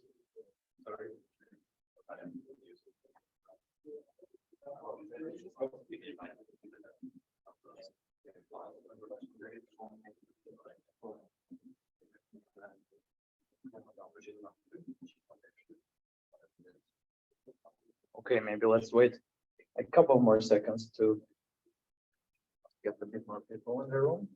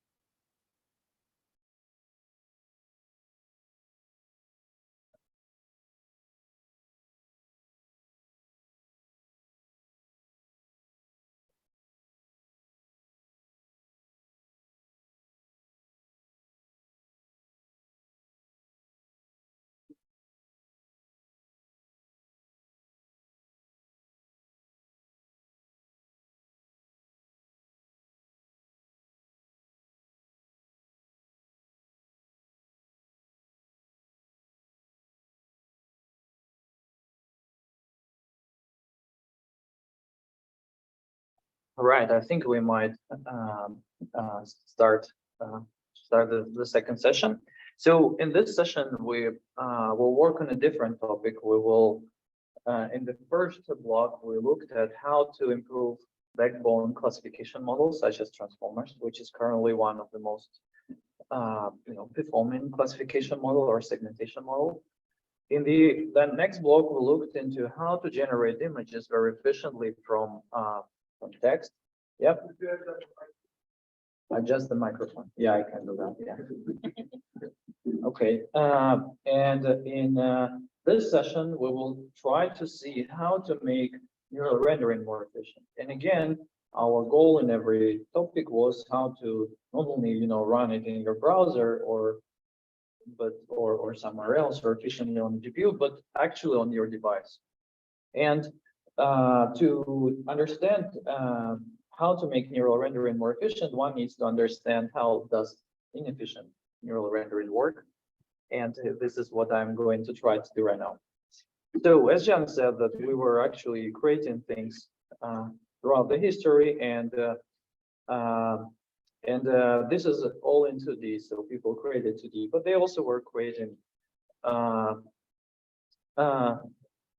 3D. And one of the first things that I was able to find that was created in 3D, this is like 250,000-year-old sculpture of a woman. If you don't recognize, that's a woman, and maybe there is the skill was not so good, or people look differently, and also it's quite old, so there are some issues here. But then we see how the the quality, the skill actually improve, and also these models are younger, so they might be better preserved. Then we get like this Sphinx, and as we see here, like these two are more like creatures that don't really exist, like a lineman or Sphinx. We all know that lineman doesn't exist. Well, maybe Spider-Man does. And so we have this David, which is a pinnacle of essentially Renaissance art, that's super high quality instantiation of a human. And people actually haven't stopped doing that, and they continue doing that, and they are doing this every day as we speak here. More and more 3D models are created. You can find them on the web. And if you think, how to actually create a 3D model, there are many tutorials. I just speeded up this one 60 times, and the tutorial is called "I Bet You Can Learn Blender in 30 Minutes." I hope that this shows I bet you cannot, and actually it's very complicated, and the result is not so impressive, and it took you 30 minutes, and actually it's not really something interesting. And so therefore, this neural readiness fields, they actually bring you a promise of being able to create things such as this without any knowledge about 3D, about texturing, about meshes, about topology, about graphics. You just take pictures of an object that you want to capture, and then you just train NERV, and you can re-render these nice views, and you can interpolate between images very smoothly. And this is actually, this is amazing. And they are in the intersection of graphics, 3D vision, ML, and to understand how that works, one needs to actually go deeper a bit into graphics, into 3D vision, and to ML. And we start with the camera. So if I take a picture of you right now, and my camera will form a projection of this 3D environment in its sensor, and in every pixel will correspond to a ray that goes through this pixel and also goes through the space. And there is a camera. So if I take my phone like that and take a camera, there is a camera pulse. So it captures the environment and returns an image. And if I do that, so I need to consider camera parameters. So there are two sets of parameters that we're interested in. One is the extrinsic parameters, is where my camera is in the world. Is it here? Is it there? and also intrinsic parameters, which is like different physical properties of the lens and the sensor. Namely, we're interested in the focal length or field of view. And so, you know, there are many ways one can address a pixel. So one can say, okay, I'm here. If I consider myself with respect to the world, this will be in the world coordinates. Then if I take my camera, put it here and make a picture, so I can also address every pixel with respect to the camera coordinates, so where they are with respect to my camera. And then I can say, okay, here is my picture, and I have a pixel there, and I can address it within the image.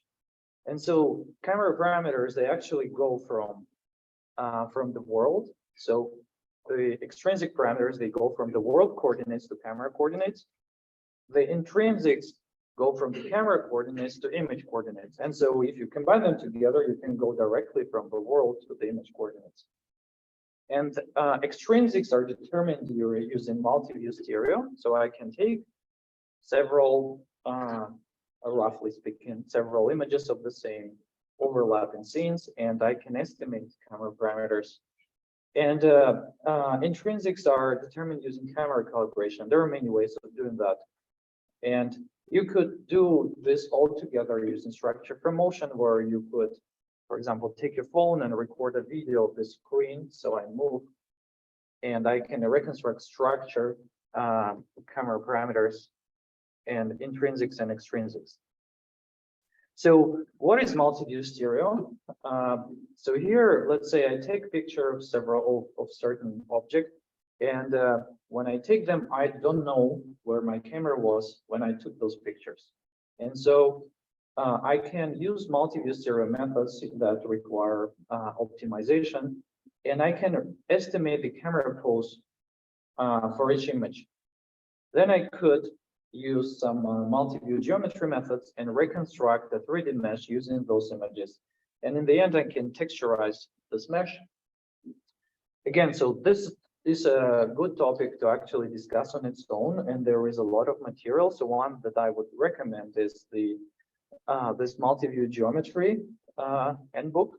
And also last year, there was a tutorial lattice called Inside Plato's Door, because Plato was said that whoever doesn't know geometry cannot enter my door and cannot enter. And so there was a great tutorial. I think it's also recorded on this particular topic. But what we want to understand here is that we can take images of the same object. We can estimate camera poses and camera intrinsics.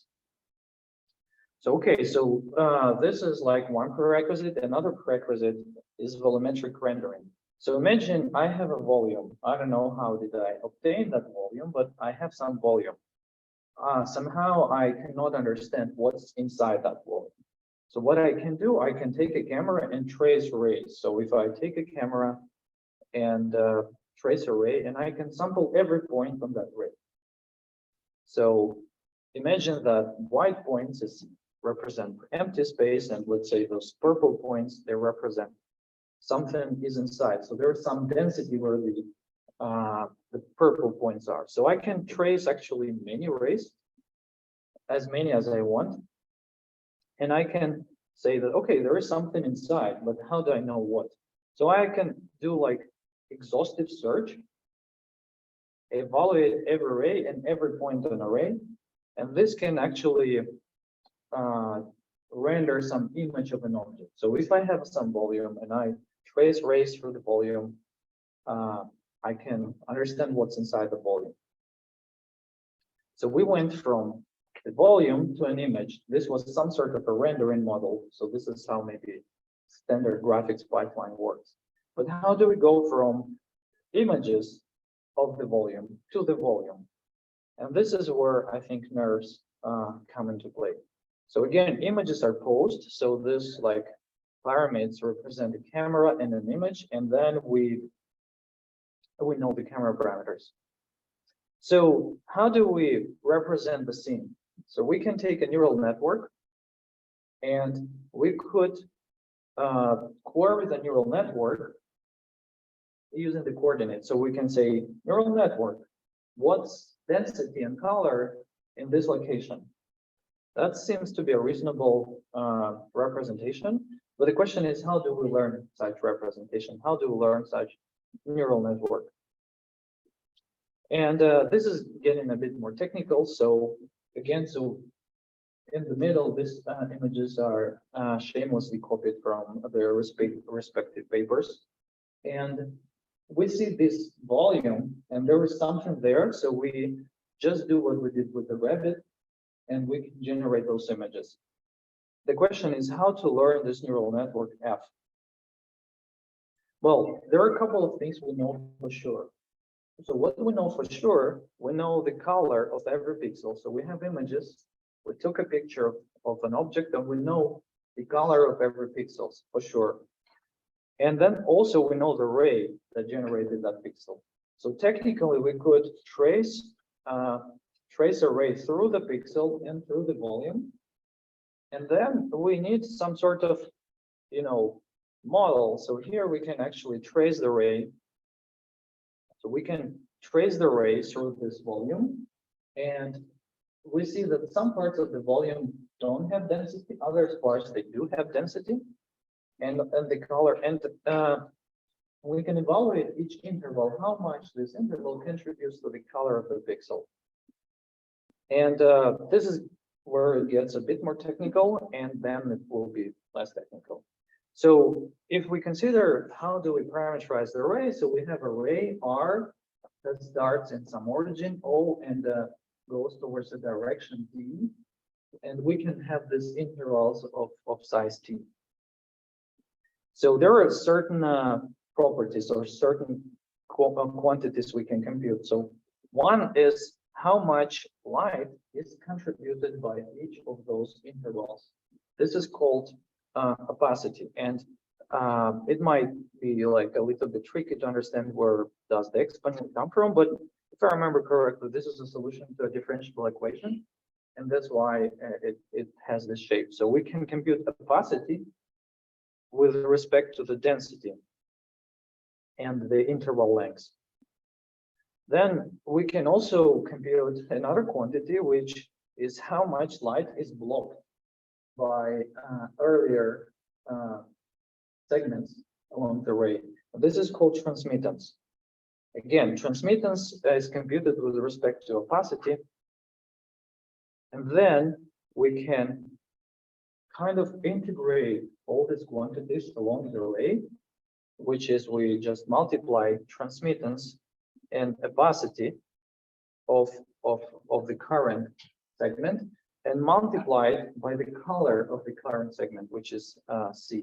And we can just compute the integral or like expectation or sum in the case. And this will return us aggregated color for the pixel. And one thing to note here, this is fully differentiable with respect to color and density. So we can actually use this as our differentiable rendering model.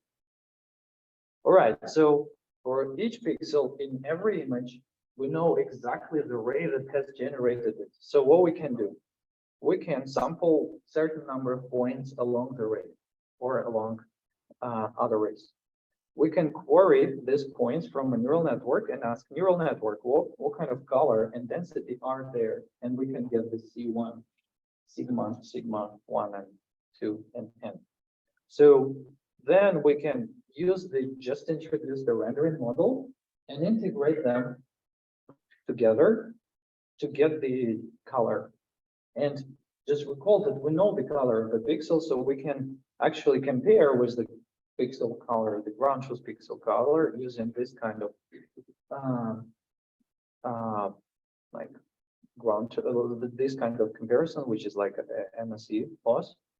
And so since we compared it to the ground truth and everything is and differentiable, what we can do is just to backprop it to the neural network to train the neural network.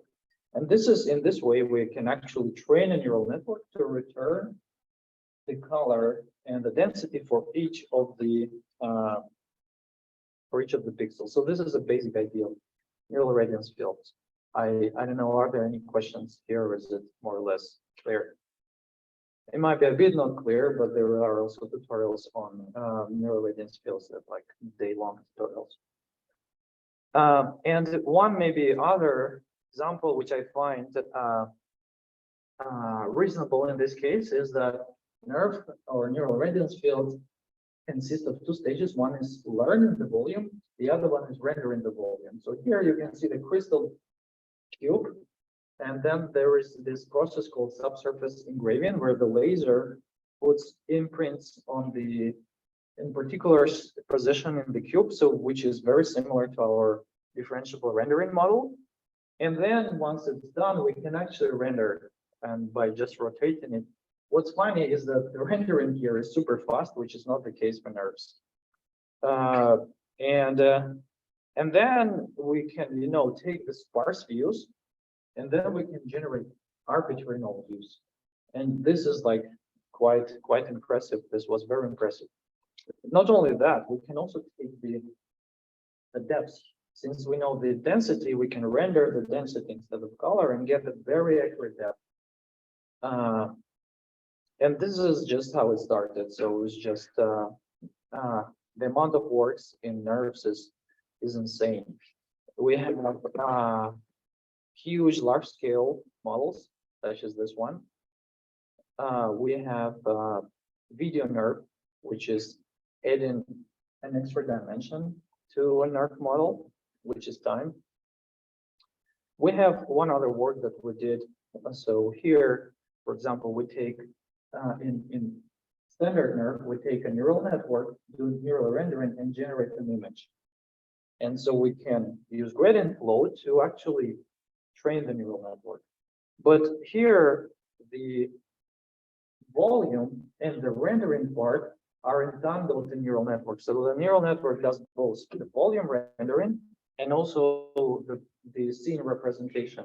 The question is, if we disentangle that, can we do that? And we can actually separately store the volume and use neural network to render that volume, and use the gradient flow to learn at the same time the network, the renderer, and the volume.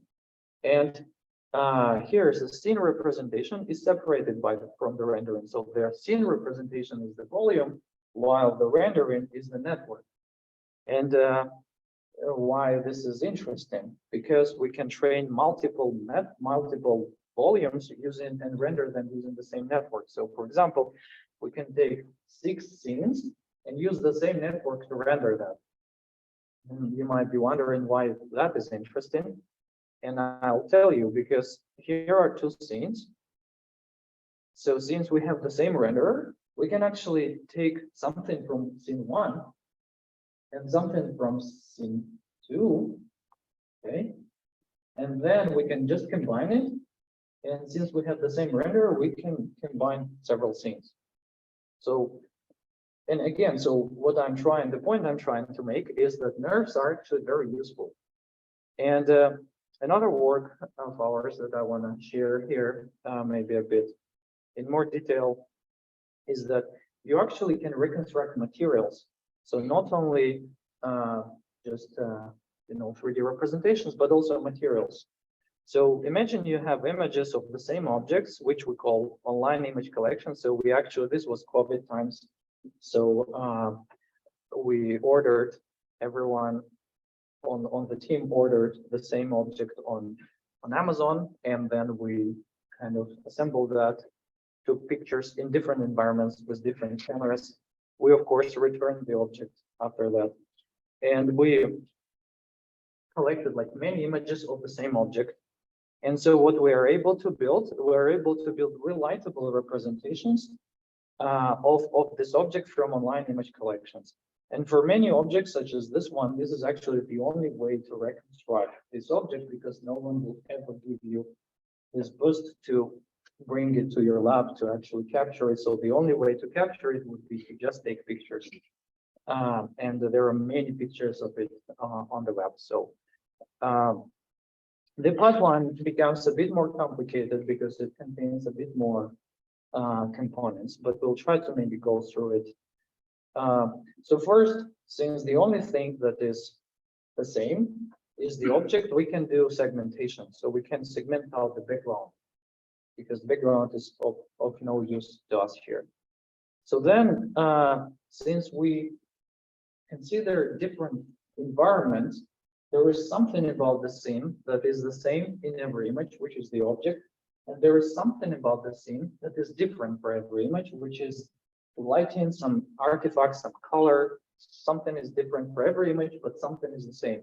So we use two neural networks. One is static, that models what is the same. And one is transient, that's supposed to take into account everything that changes between images. And so similarly to nerves, we can also use camera parameters, understand view and direction, and the pose. But additionally, we can model some appearance embedding. So appearance embedding is also can be considered as a parameter of the neural network, and it can be learned during training. And for the transient neural network, we have transient embedding, which is different for every image. This returns us, both of them return us density and color as before, but we hope that the static one returns something that is like holistic for the scene, and the transient one returns something that is, depending on each particular image. We can then blend that together and get the unified density and color. And there are many losses we use to train that. So one thing we noted is that once you predict the density, you can also predict the normals. So if you remember, the density is predicted, you can render the density, and you could also estimate the geometry. So if you have the geometry, you can actually estimate the normals. And if you have the normals, you can do some lighting application. So you actually need normals. Normals are part of the material.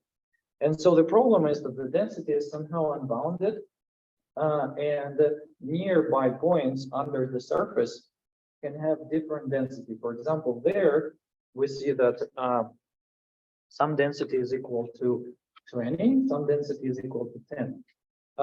One of the standard ways of determining the normal is to compute the gradient of the density. And if you compute the gradient of the density here, you see that the normal will be directed incorrectly because the surface is here. And this leads to errors. So one thing we thought we can do here is to actually make sure that all the density has the same value. So if there is a non-empty space, it should have the same value of the density. And this way we can compute the gradients in a more correct way.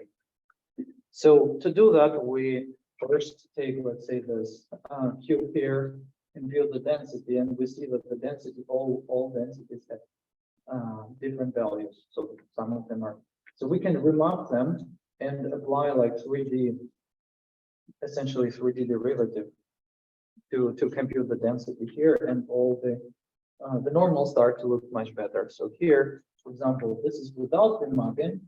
You see some of the normals are kind of showing that there are some bumps on the surface, which will be really bad if you try to relight this type of surface.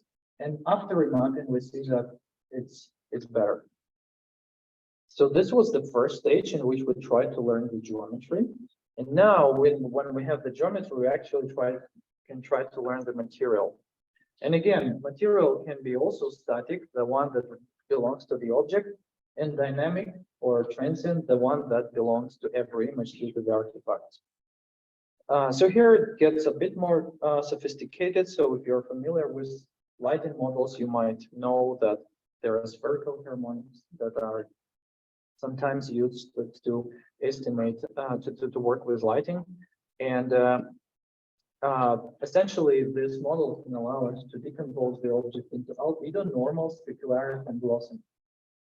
And here I want to show the effect of what I was talking about when we discussed the transient and static components. So you see, this is static, this is transient. I don't know if you see differences, but if I point to differences, so you can see here this shadow, which is in the ground truth, but it's not in the static. So the static component should disentangle things that are local and should have only the things that are global to the scene. So it was actually quite exciting to see that transient things such as shadows, shading, they ended up in a transient component. And there are other parts too here. So you see there is no shadow, there is shadow in the transient, and there is here. So that was great to see. So we can train it on multiple different objects, and we can decompose materials. Again, there is no supervision used here except for reconstruction supervision. And with this type of representation, you can take an object like that and just integrate it into your new environment. And it looks realistic, and maybe even more realistic here. And that's because we can estimate the lighting of this new environment and can relight it using our model. So again, so what I'm trying to show here is that nerves are actually super useful. And you know, there was this tweet, it's about 2 years ago, and the nerve is the new GAN, and you can see the number of papers. This is the history of GANs. This is the number of papers month since the first paper, and nerves are kind of much faster. That's super cool, right? And then someone else asked, did someone make nerve GAN yet? That was 2 years ago, but clearly even 2 years ago there were already nerve GANs. Yeah, even year before this tweet, we already did generative neural radiance fields. Didn't work so well, but they were. So and since then, folks actually started to invest into generating nerves. And one of the interesting works, I think it got best paper award, was due to compositional nerve rendering of compositional nature of nerves. So you could, in the integration equation, you can add many components. So you could actually do decomposed generation. So you can generate some shape and appearance and also pose and render it. You can do this for multiple different objects. You can separately generate the background. Then due to compositional nature, you can actually render them all together. And here, one of the novelty is where that they use feature integration, not color integration. That was quite interesting. And then you can decode that to image space. So once feature is integrated, you can decode that. And that also, on one hand, is a novelty. On the other hand, is an issue, because if you look at the results, the consistency got lost. So once you rotate, you get different curves. And also, this model can support translation. This was cool. We thought last year, but like this things, they actually sometimes make the performance worse. And so this is this year paper, which is presented at this CVPR, called Discussing, which we wanted actually to improve a bit on this topic. So we introduced like layouts, so we can generate in a similar way to the previous work. We can randomly generate the layout, then we can generate every object in the canonical space, and then we can render them together, upsample. And what was interesting, so we first can do discrimination on the global scale, and then on the local scale, ensuring that the objects are good. And finally, we can manipulate the layout and generate a new scene. And it actually worked pretty well. Also, the quality is quite high. So we can move the objects, we can train it on different scenes. We can even move cars in an unnatural way. So this was compositional generation, and there was like many other works that improved on top of nerves and like high quality generation of and high resolution generation of objects. We even had a paper that was trained on ImageNet and generated thousands of objects with the same generator. And also the CVPR, we have another paper on nerves that can do volumetric animation. And again, so we use the rendering equation there to make it work. It works, also does novel view synthesis and works for different types of objects. So, you know, why I'm actually giving all these cool examples of nerves. So I want to show that actually it's important to invest more time in that. And also, there are no textures, no meshes, materials, everything can be estimated from images. And it seems that nerves are very interesting representation for downstream applications. So we can do novel view synthesis, we can do real lighting, material estimation, we can do generation, we can do animation. So it seems like great. They really are. They are cool representation for rendering applications. But are they really? And let's look a bit in more detail. So we have this, you know, rendering thing, and if we consider how fast are they, and they are unfortunately extremely slow, like extremely slow. And why is that? So let's say 1000 by 1000 image. We need to evaluate 10,000 arrays, and for each array, depending on the implementation, we might need to evaluate 60 or 1,000 evaluations per array. So this gives us around 10 million evaluation per 100 by 100 image. So this is 10 million evaluation of a neural network. The neural network is shallow, so one evaluation is pretty fast, but 10 million evaluations is actually super slow. And so, and also 100 by 100 image is not really what we want. We want much higher resolution. So is there anything we can actually do about it? And I mean, the next presentation will actually tell what we can do. Are there any questions on that one? Yep. So regarding the project where you decompose the materials of an object, have you tried to represent the geometry like specific as SDF or occupancy field, not only as density? Yeah, this is a question we commonly get. No, first we haven't. Yeah, that's a good idea, I think. Yeah. Yep. So the technique that you use for writing normals, like that, what happened to us for just extracting normals from sigma, like from this? Sorry, I didn't understand the question. So the technique for just normalizing the sigma values to 1 for deriving the normal maps. Yeah. Does it work afterwards for just a normal nerve? If you I think it should. Yeah, that was just normal nerve. But the one that you showed, you use normals for the neural plan. Yeah, so there are two uses of normals there. There are, maybe I show this one. So this is, let's say, so there are two parts. This is the geometry part. So we learn the normals here, and then we remap them. Then this is another part. We learn the normals again, but we supervise them, this normals, with this kind of branches. So it's like done at separate stages, meaning that you train the first models, then go ahead.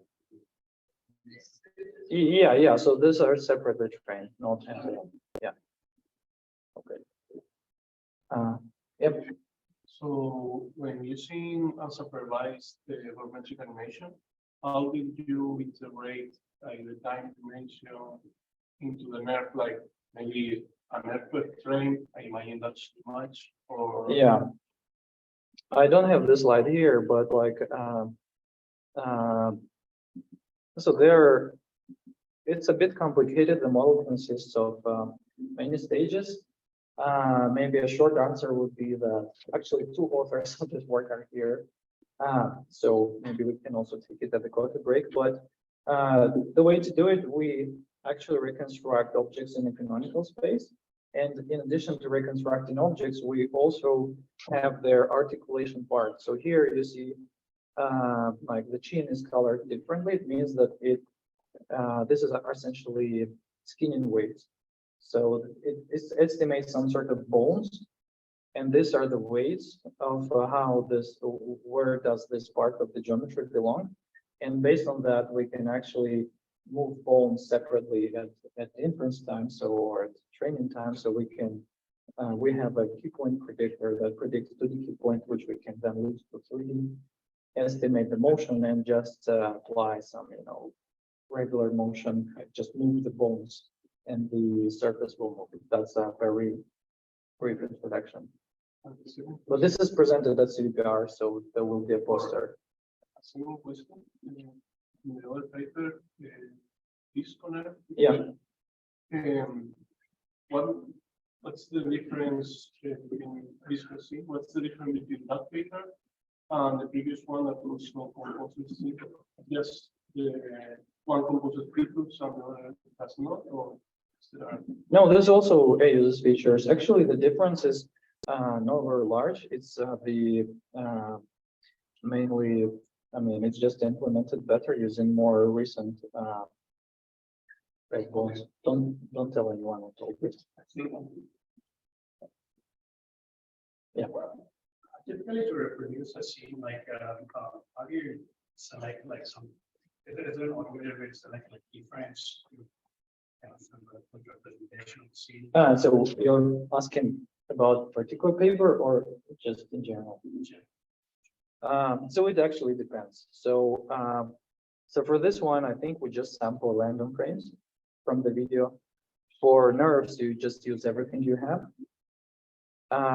For these things, I think you just also use everything you have, but you don't have videos here. You assume you have only images. So yeah, I guess that would be a generic answer. Okay, maybe one more question. Let me see if there are questions in the chat. So there is a question in the chat. Can you clarify what specific optimizations have been made to adapt NERF for this platform, given the limited computational resources of mobile devices? Yeah, definitely. That's the next presentation. Yeah. Maybe one last question and we move on. All right. All right. So I think I stopped sharing here. Jan is on the line. Yeah. So we will now go into the efficient. And can you see my slides? Okay. Yeah, just give a second. I'll just make the final adjustments. All right. Yeah. We see your slides and hear you very well. Okay, so I'll just start. Following Sergey's presentation on the neural rendering, we'll then introduce some works on making the neural rendering more efficient and eventually enable efficient on-device applications. As we mentioned earlier, the 3D generation has lots of applications in real world, but creating those assets is very hard and complicated. It takes lots of time to even create one 3D assets. Therefore, people want to build an automatic algorithm for high quality reconstruction and rendering. And among them, NERF is a very popular and robust algorithm for doing object reconstruction and rendering. So here are some example rendered by NERF. We can see all the details in those objects, and they are in very high quality. So for the neural readings field, the brief architecture is we shoot a ray towards the object, and then we sample multiple points along the ray. For each sample points, we use the 3D coordinates and the view direction as input to a network to predict the color and density. Then we accumulate those sample points via volumetric rendering. For the training time, we just use the ground truth and the regularization images to optimize the network. So the point is, even though NERF achieves pretty high quality, how to make the NERF run efficient is still a challenging problem, especially on mobile devices. There are many works that are trying to accelerate the NERF. For example, in KiloNERF, they achieve over 2,000 times speed up than NERF. So instead of using just one network to represent the object, the KiloNERF using thousands of small MLP networks to represent one object. And many of those can be run in parallel to achieve the speed up. Here are the comparison between the two models. Like in NERF, they have a relatively large network compared with the small network used in KiloNERF. Another very interesting work is instance NGP. They can make the training and inference much faster. So they use multi-resolution hash encoding for represent the object.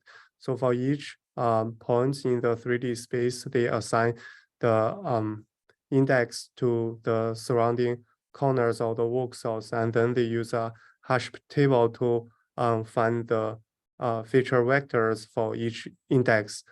And for each level, they linearly interpolate those features and combine those features from different level into a final feature vector as the input into the network.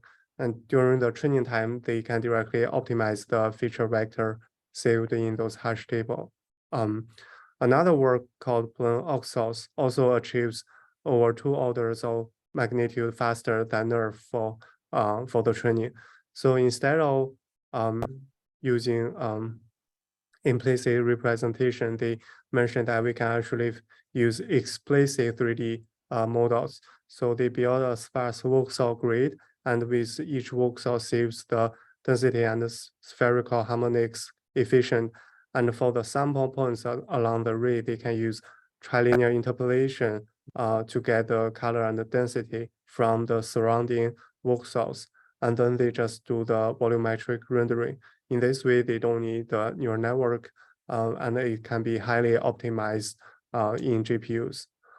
So, but if we look at those acceleration works, we notice that many of them eventually require high-end GPUs or with CUDA to achieve the speed up.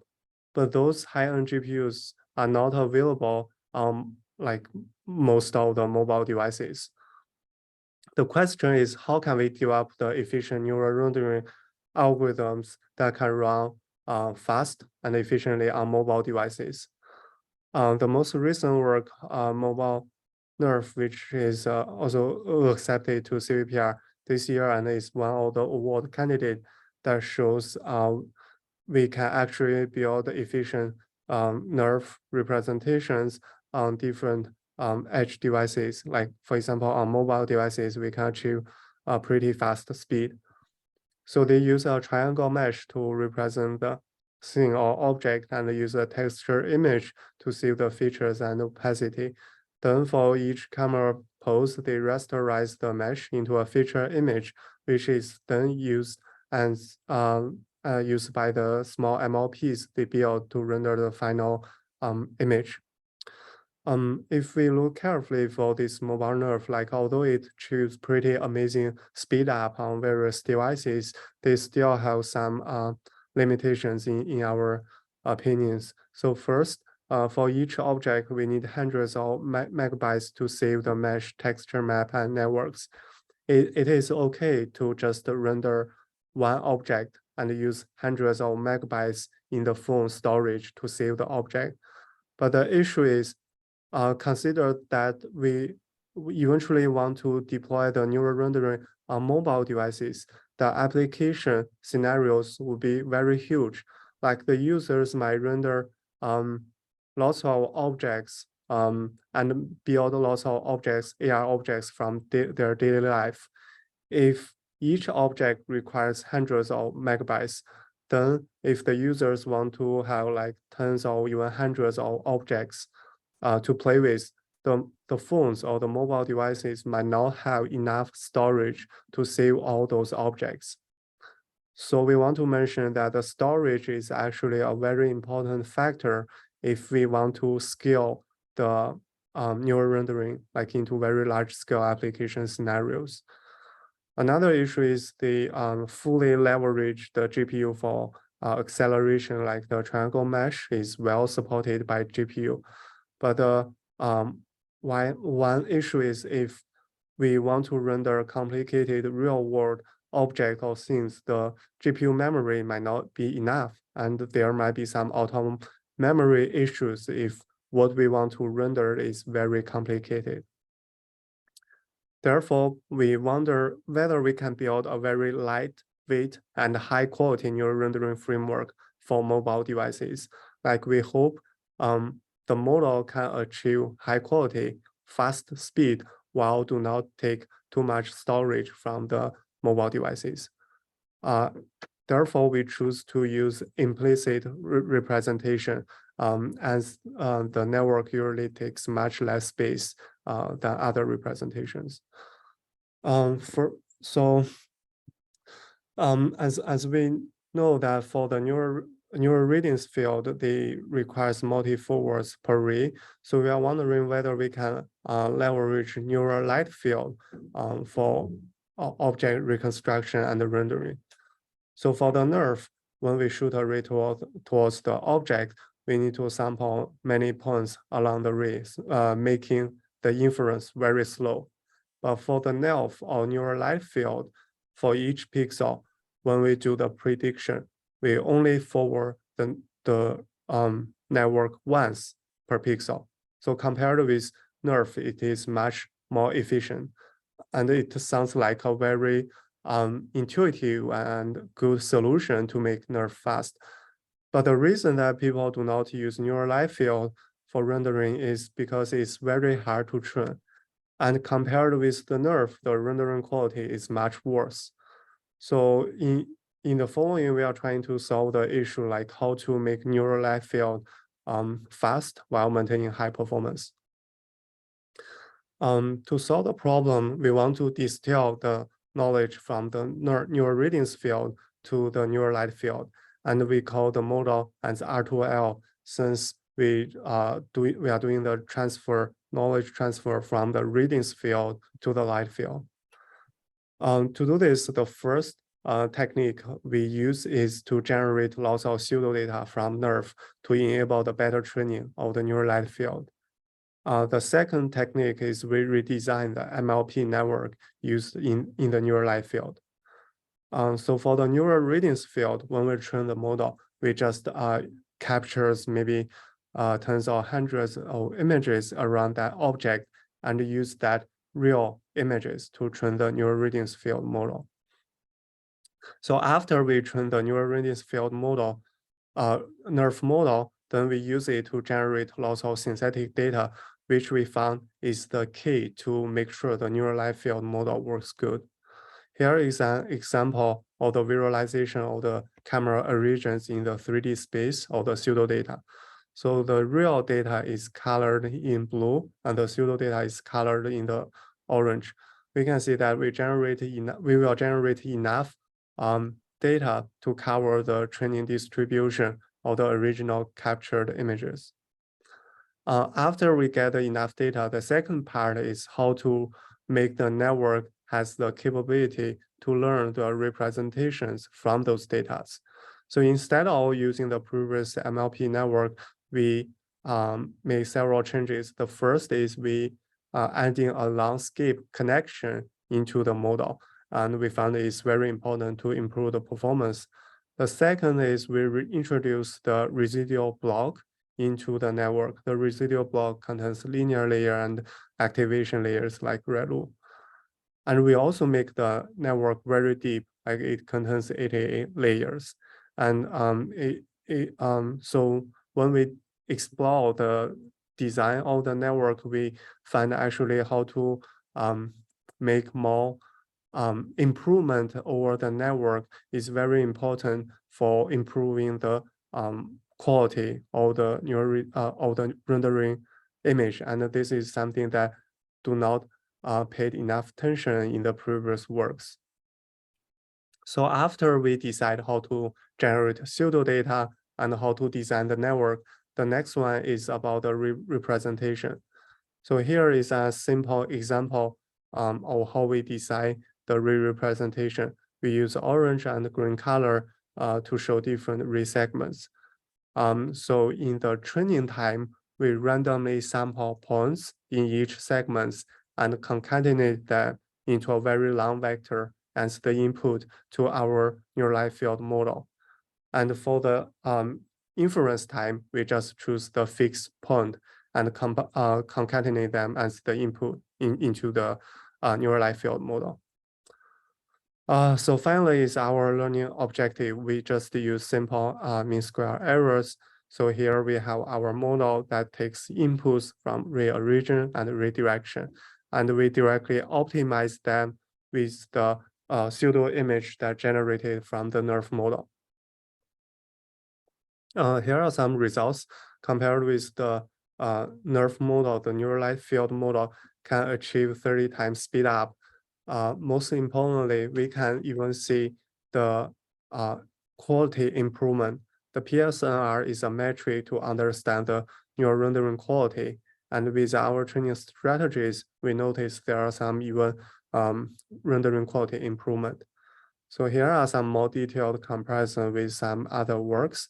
So the x-axis shows the speed up over NERF, and the y-axis shows the performance comparison. So the neural light field model built by us, which is shown in this red circle, achieves faster speed up than many of existing works, and even achieves better performance than NERF.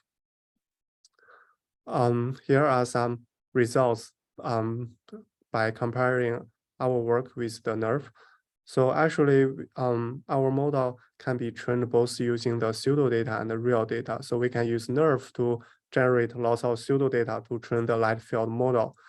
But after the training, we can also leverage the real data to further improve the performance.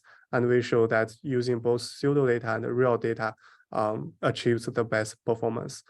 So here are some results on the real world scenes. We can still achieve pretty good rendering quality compared with NERF. So our ultimate goal is to deploy this neural rendering stuff on mobile devices.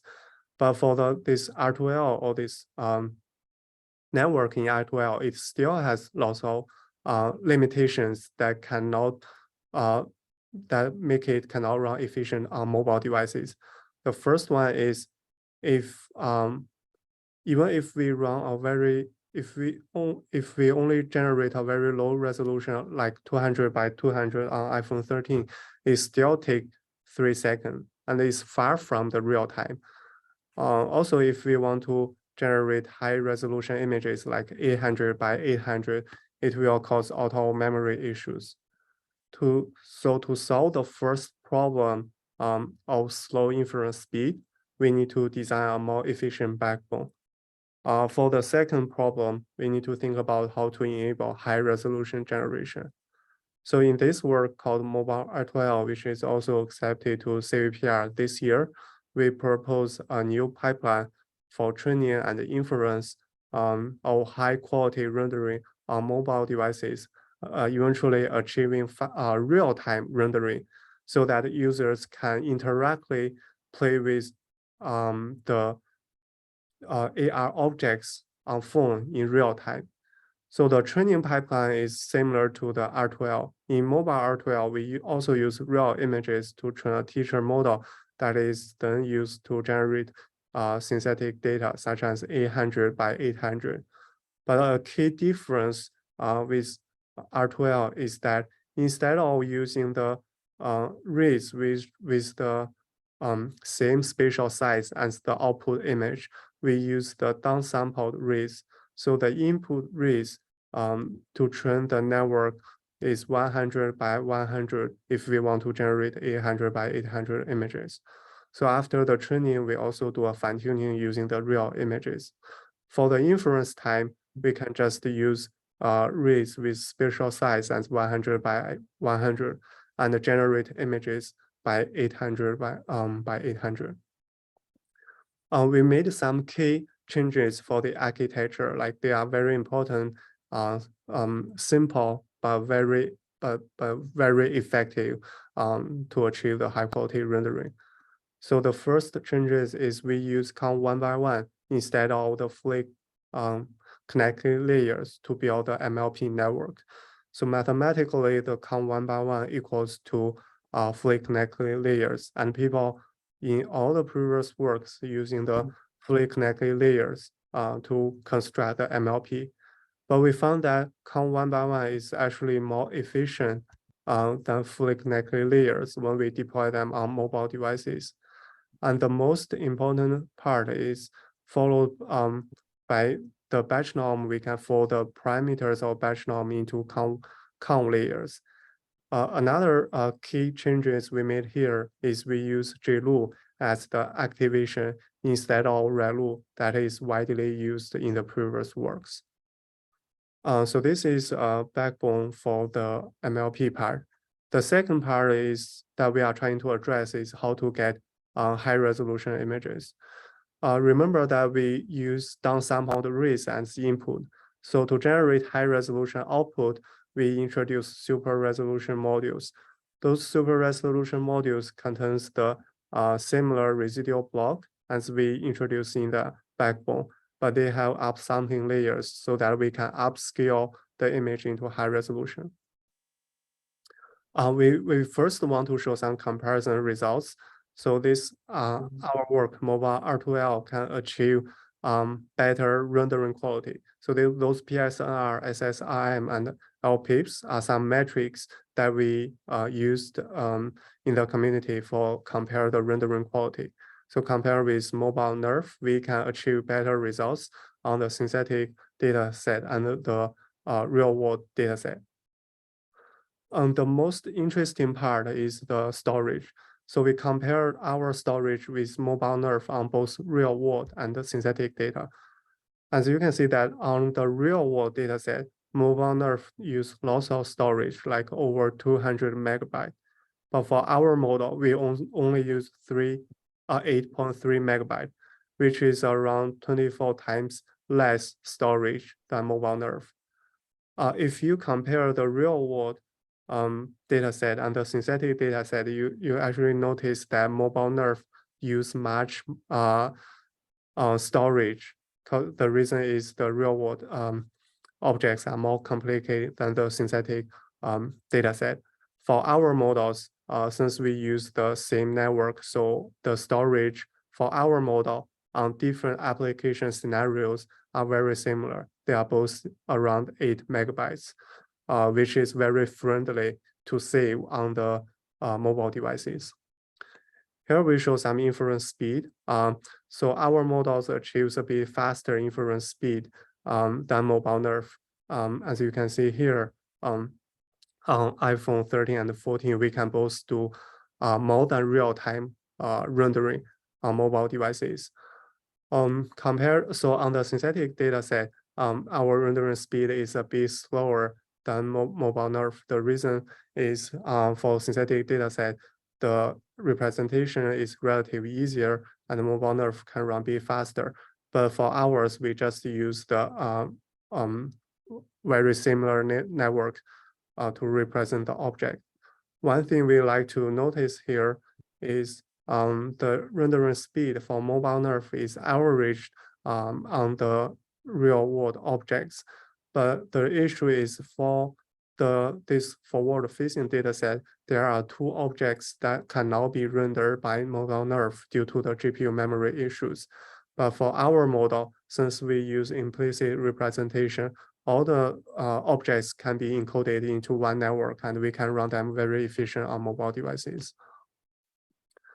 Here are some comparisons with NERF, and our models can achieve pretty good results, even if we look those details. Another interesting thing is for our models, we can eventually do zoom in, zoom out.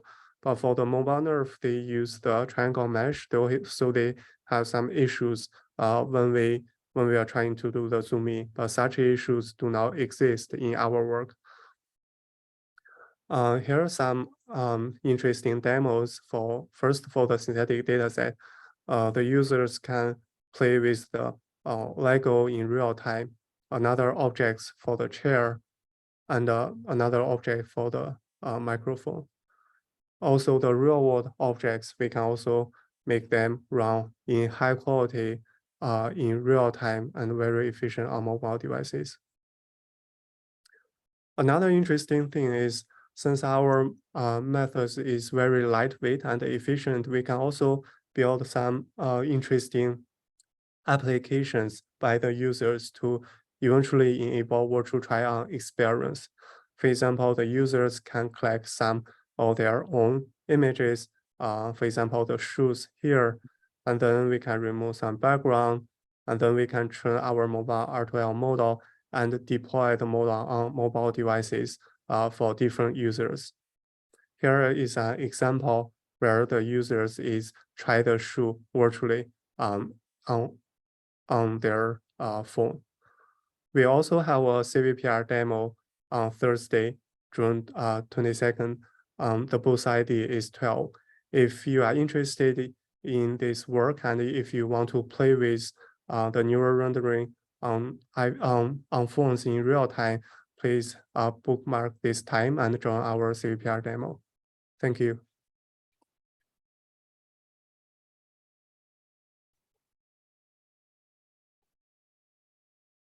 Thanks, John. Any questions here from the audience? Yep. All right, that gentleman is first. Should I? Yeah, if possible.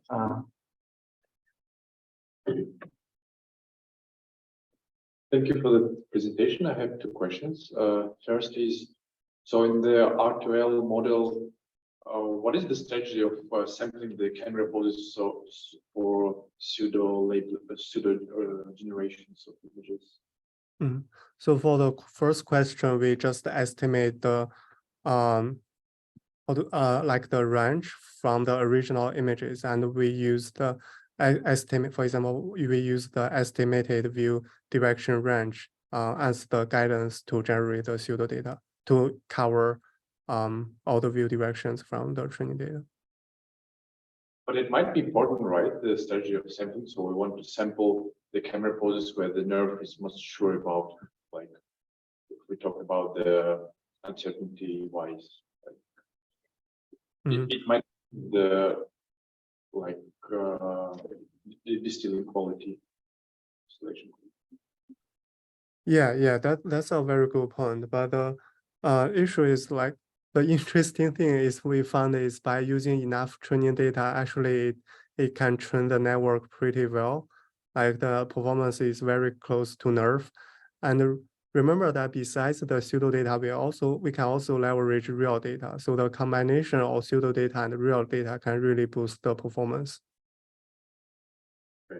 Thank you. And actually, so the second one is the training time. So the last project that you described, the mobile R2L, it works like very fast at inference. Do you think it's possible to train that kind of model in real time on mobile devices? Yeah, So that's on devices. Yeah. So we have like we build nerve like from few images, and you just constantly get the result on your phone. Yeah, that would be cool. Yeah. Yeah, that's something we want to achieve. Thank you very much. Yeah.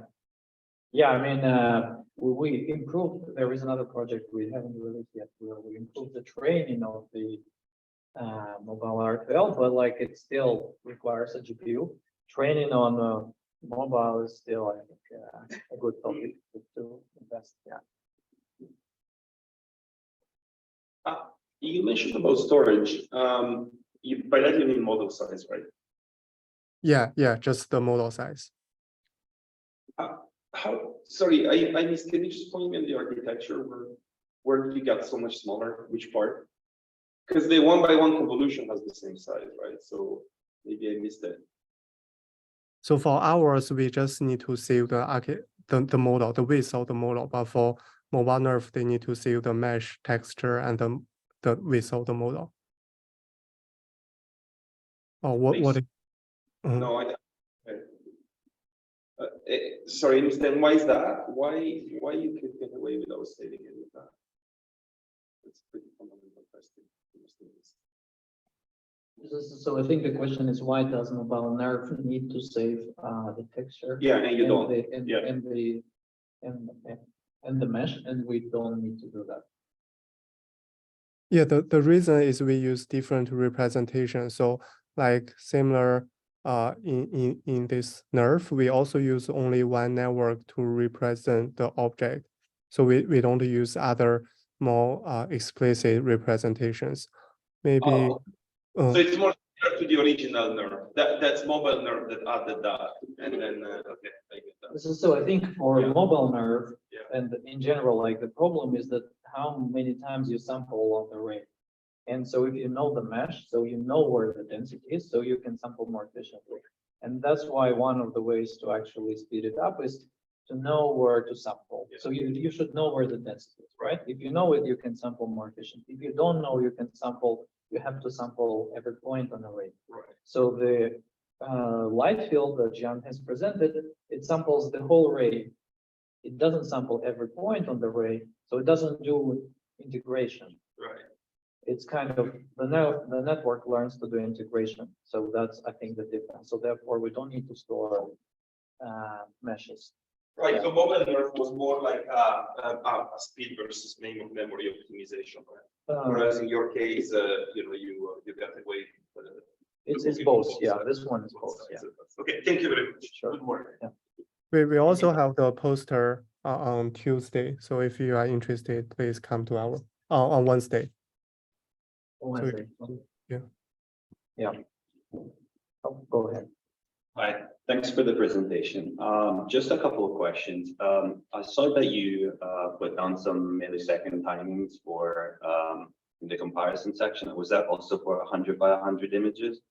Or was it for the? Oh, sorry. So we should make this more clear. So for the forward facing is I think 1000 by 800, and for the synthetic is 800 by 800. So it's like very high resolution. Also for all these demos, these are 800 by 800. Okay, thanks. And the second question was, does the R2L approach compared to the NERV lose out when you have to deal with the semi-transparent objects? Jan, maybe can you show the microphone? So I'm not sure if you see here, but yeah, you can microphone. see. Yeah. Is the microphone semi-transparent? Yeah. So, like, I don't know if you see that, but it is. Maybe let me just make it bigger. So you see that there is this microphone inside. Okay. Yeah. So it doesn't affect any. Yeah. So I think it maybe like yeah. So you see maybe that Like this. right here. Yeah. Okay. Yeah. So basically, what can be represented with the radiance field can be also represented with light field, with some exceptions, of course. Okay. And some maybe very complicated materials will require some tuning. Okay. Well, thank you.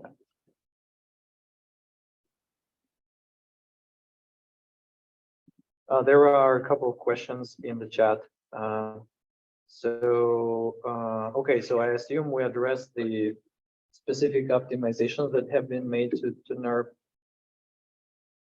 So for R2L work, can we obtain the depths or normal due to the missing volume rendering? No.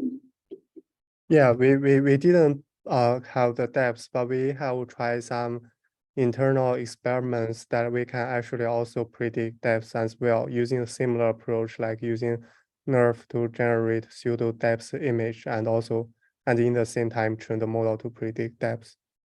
Yeah, and I assume the same works for normals, but like it's not the what it does out of the box. So you have to actually do this. How do you see the future of neural rendering on mobile devices evolving? What kind of new applications and functionalities do you envision? could become possible by further improvements to models like our mobile RTL. So I think one application Jan has showed is like try on here. And there will be more applications in our demo session. So there will be something that you could take the phone and put an object on a scene, fully neurally rendered. Then you could also, I think, do a try on. So the key thing here is to understand maybe that this is not how to represent objects with nerves. This is how to move objects that can be represented with nerves to device. So essentially, every method that will appear that will better represent objects with nerves can use this kind of method to actually then render it on device. And the same applies for generative nerves or animatable nerves, that they can use similar approaches to actually bring them to device. So I think the applications will be ARs, VRs, and in other applications. But the main difficulty is that right now to actually populate AR and VR with objects, it takes like hours and weeks of work. With nerves, it might be very fast and very easy. So hopefully this will actually populate the worlds with such objects. Yeah. Yeah. Do you want to add something to that? No. So please come to our demo and you can play with it. Yeah. I guess the question was remote, so I'm not sure the person can come to our demo, but anyway, yeah. All right, any other questions? Yeah, oh, you guys maybe just line up behind the microphone, yeah. So my question is, special embeddings, did you find them useful, or do you have an experiment of positional encoding issues that maybe? Did we find useful positional encodings? We just use the regular position encoding using NERV. Like you did. Okay. Okay, so thank you for the presentation. My question is about like grid-based methods, because I don't see that you compare yourself that much to other grid methods like EasternGP or Diver maybe, because like we actually have a similar paper. I mean, not a similar paper, but we also focus on speeding up the NERV method and how much storage you actually need. We started from working our way up from a grid-based method. So I'm curious why the different approach. Yeah, thank you for the question. I think it definitely deserves to be better compared. And I'm sorry if we didn't compare with your approach. So our motivation for this work is we want to focus on the mobile deployment. So before our work, from our previous study, like when we submit the paper, before our submission, the only mobile nerve shows reasonable time on mobile devices. So we mainly, and our work focus on mobile devices. So we mainly compare the inference speed with mobile nerve. But I think the comparison with other grid-based representations, as you mentioned, are also would also be very interesting if there are some numbers and if there are some implementations, we can also add those comparisons later. I see, thanks. Thank you. Hello, thanks for the talk. My question is about the approach for like NELF and R2L. Does that still allow composition in a scene of two overlapping objects? I think we can render. So technically we can. I think we can. We have done some projects internal to show how this can be done in 3D space. But in the paper we don't have the results. Like we can technically we can run two neural network like with one with each of them represent a different object. So you would have two neural networks and then you would pass the same points through both? Yeah, yeah. Okay, okay. Thank you. So I think the answer is that it probably doesn't support out of the box the compositionality that NERF does support, but like it can be done technically. So There is a way. there are always ways. Maybe they're not so nice and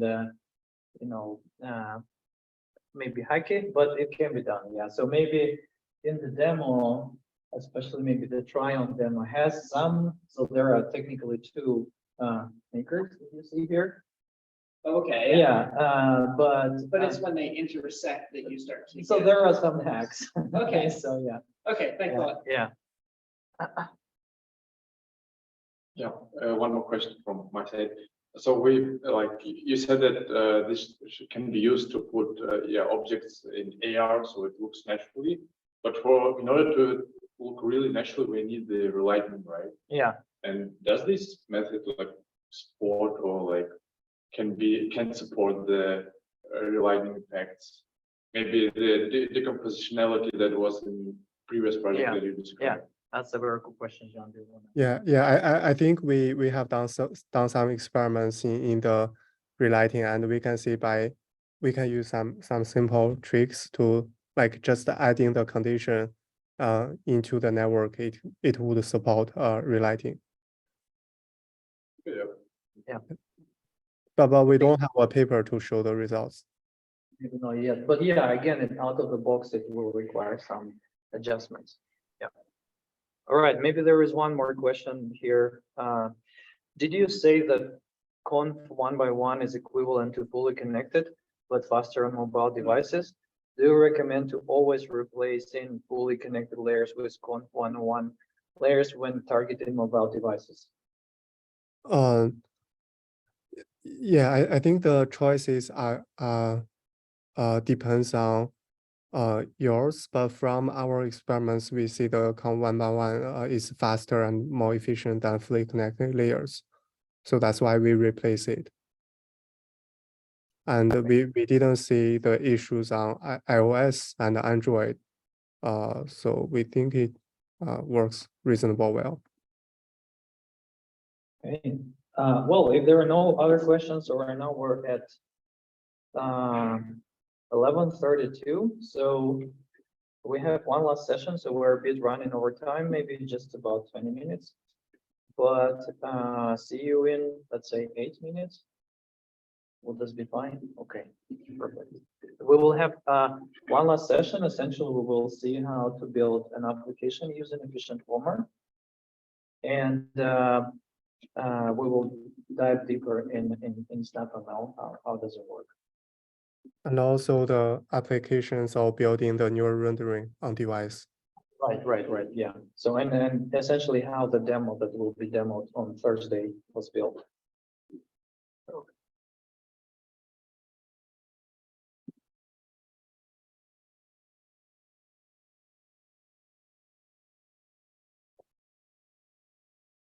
Hey. No, morning. Good. Thanks for going down. Yeah, no worries. We'll do this twice.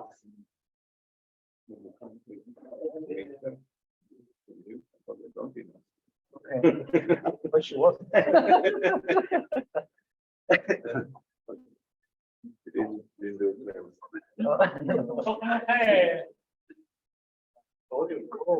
Yeah, let's get Josh also find here somewhere.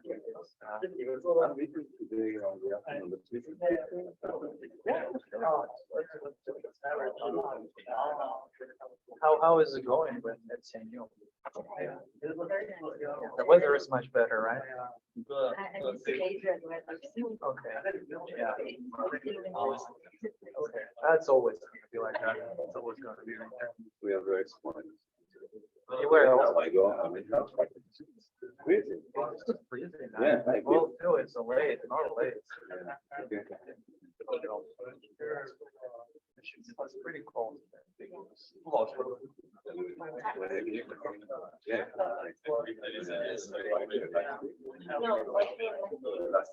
That's July. Yeah. I hope they won't get that. You should say, I love Uber. What about, we did a trip from Oregon. 2 years old. My family, the weather was and it's so nice, it's green, it's so beautiful. Then I talked to someone who lived there and say, I would trade that for like not raining, because you live right now and in September to April, May, it starts raining, it never stops. 260 days of rain. I think in Bulgaria. Yeah. It was raining in a way, so I even had to find my umbrella.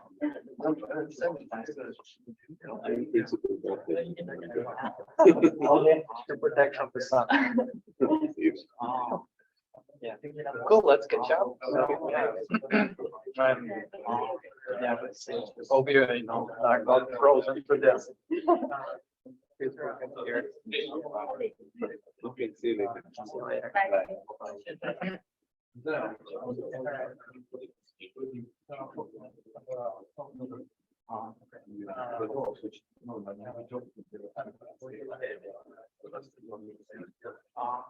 Nice to meet you. Hey, how are you? Nice to meet you. Good. You start this vision. Oh, long ago. I have students working on it. Yeah, cool. You know, Yeah. working like a new kind of impression. Yeah, so John is, he is, leading the who does that.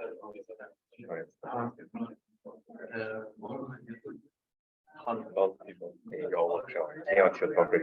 Yeah. Yeah. I mean, just text up and the next presenter can. Start.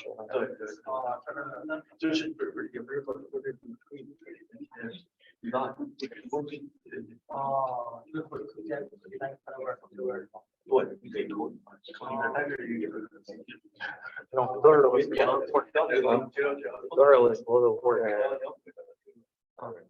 yeah. Only you.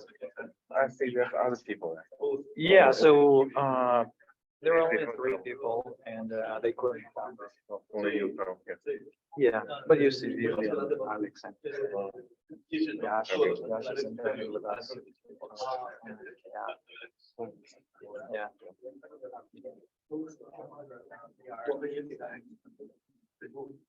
So how are things? You have time to visit us. Yeah, for sure. Yeah.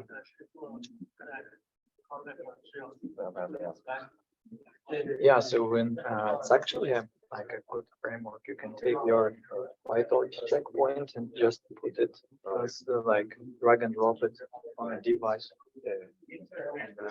Yeah. My wife also working on it. She just told me, yeah.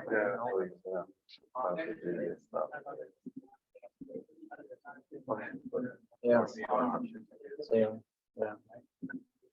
Yes, not a technical question, but other optimizations you showed for the diffusion models, that's on which paper or where can I find that? It's not Fusion, it's an archive. It's let's see, it's Snap Fusion. Yeah, it's this one. It's this one. Snap Fusion. You might have to take a picture so it's easier. Yeah, sure. Yeah, it's just like maybe a couple of weeks. All right. Just fresh, super fresh. Yeah. All right. Thank you very much. Yeah, sure.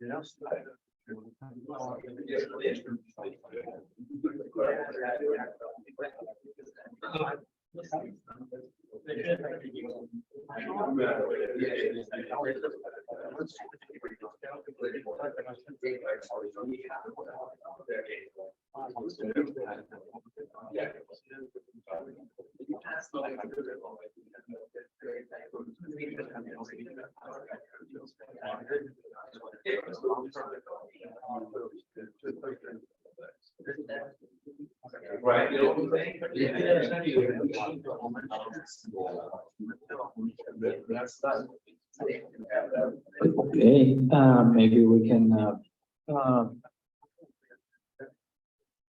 slowly start returning to the session. So, so we have our last session of today. So the way we structured the tutorial was that we introduced methods that were slow, then we showed how to make them faster. And this was for like classification, detection, segmentation methods, and for text to image methods, and then finally for neural rendering. And now we actually take these things, maybe except for text to image, and show how to actually bring them on device, what steps are necessary to be taken. And Eric will have a technical dive into that. So Eric, I think you can, I don't know, you know. Yep. Yeah, I need to switch to, is your camera open, Eric? Yep, can you hear me and see me? Perfect. All right. Here you can see very well. Great. Oh, thanks. Thanks, Sergey, for the introduction. And thanks everyone for patience and continue attending our conference and tutorial. So let me start by introducing myself. My name is Eric. My name is Chuhu, but I also go by Eric. I'm currently a machine learning engineer working at Snap.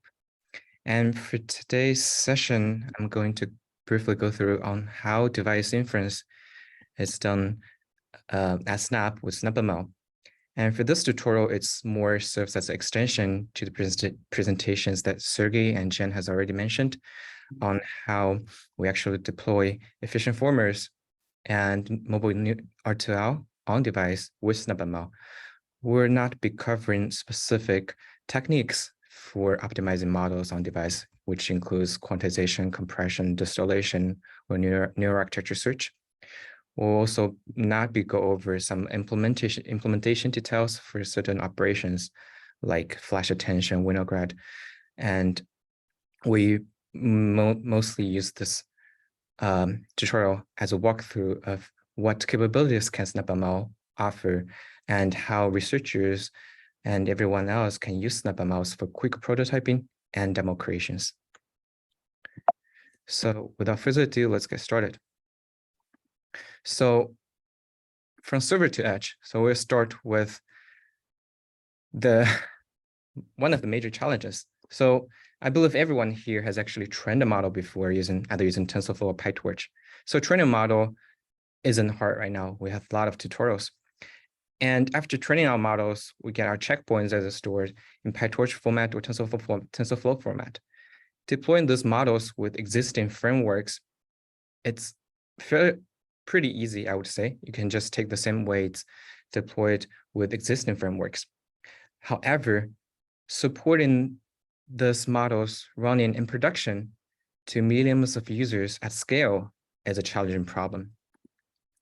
Because the GPU computing resources are costly. We have to at least own or lease a bunch of GPU resources on different cloud services. Handling millions of requests with concurrency is also challenging. For example, at Snap, we have billions of daily active users every day, and doing inference for those users at the same time is a major challenge for us. Last but not the least, whenever it comes to server-side inference, we have to share our user data to server, and this creates extra risk about privacy. So what if we can put other computations on user's device? That'll help us solve a lot of problems, right? Then we have 0 GPU cost. Other computations distributed on user's device, so we don't need to worry about concurrency. And other data stays on user's device. So everything sounds ideal, everything's good. But in reality, this is not always the case. So first, there are just so many different platforms and devices out there. So we have mobile devices, we have web browsers, desktops. Now we have AR glasses as well. Different devices, they have different computing capacities. And most of them, they require different native formats and runtime to run on these devices. So the major challenge for now is that how we're able to make these models runnable and running fast on a lot of them. So here brings us SnapML, which handles all the challenges under the hood and delivers best performance automatically. And for today's discussion, we'll briefly go through what is SnapML, what can it do for us, how we actually deploy a model with SnapML. So we'll do a step-by-step walkthrough of deploying model, creating a lens and deploying model on user device at real time, and some other benefits of using SnapML. So without further ado, let's go to the first point. So what is SnapML? SnapML is our framework to deploy ML models on user device across multiple platforms. So it includes all the platforms we have just mentioned, mobile devices, web, desktop, and also AR glasses. And it's powering almost all ML-based lenses trending on Snapchat. So if you are users of Snapchat, you probably have actually seen some of the trending lenses we've listed below here. For example, the anime lens or the cartoon lens. So what can SnapML do? I'll go over some high-level ideas and dive them deeper one by one. So it provides an easy interface to integrate ML models for AR creations using Lens Studio, which is our AR creating tool, similar to how you added an image using Photoshop. We'll go more details about Lens Studio later when we're doing a demo with creating Lens. SnapML also handles cross-platform deployment with optimal vendor SDK support. So basically, we work closely with different hardware vendors, for example, Qualcomm, Google, MediaTek, ARM, to make sure that, and Apple, of course, to make sure that we can get latest SDK support and acceleration on their hardwares and chipsets. It is also highly optimized for the best runtime performance across different computing hardwares. So modern SoCs often come with CPU, GPU, some have DSPs, and a lot of them now have neural engines as well. So we will automatically pick the best device for running our models automatically.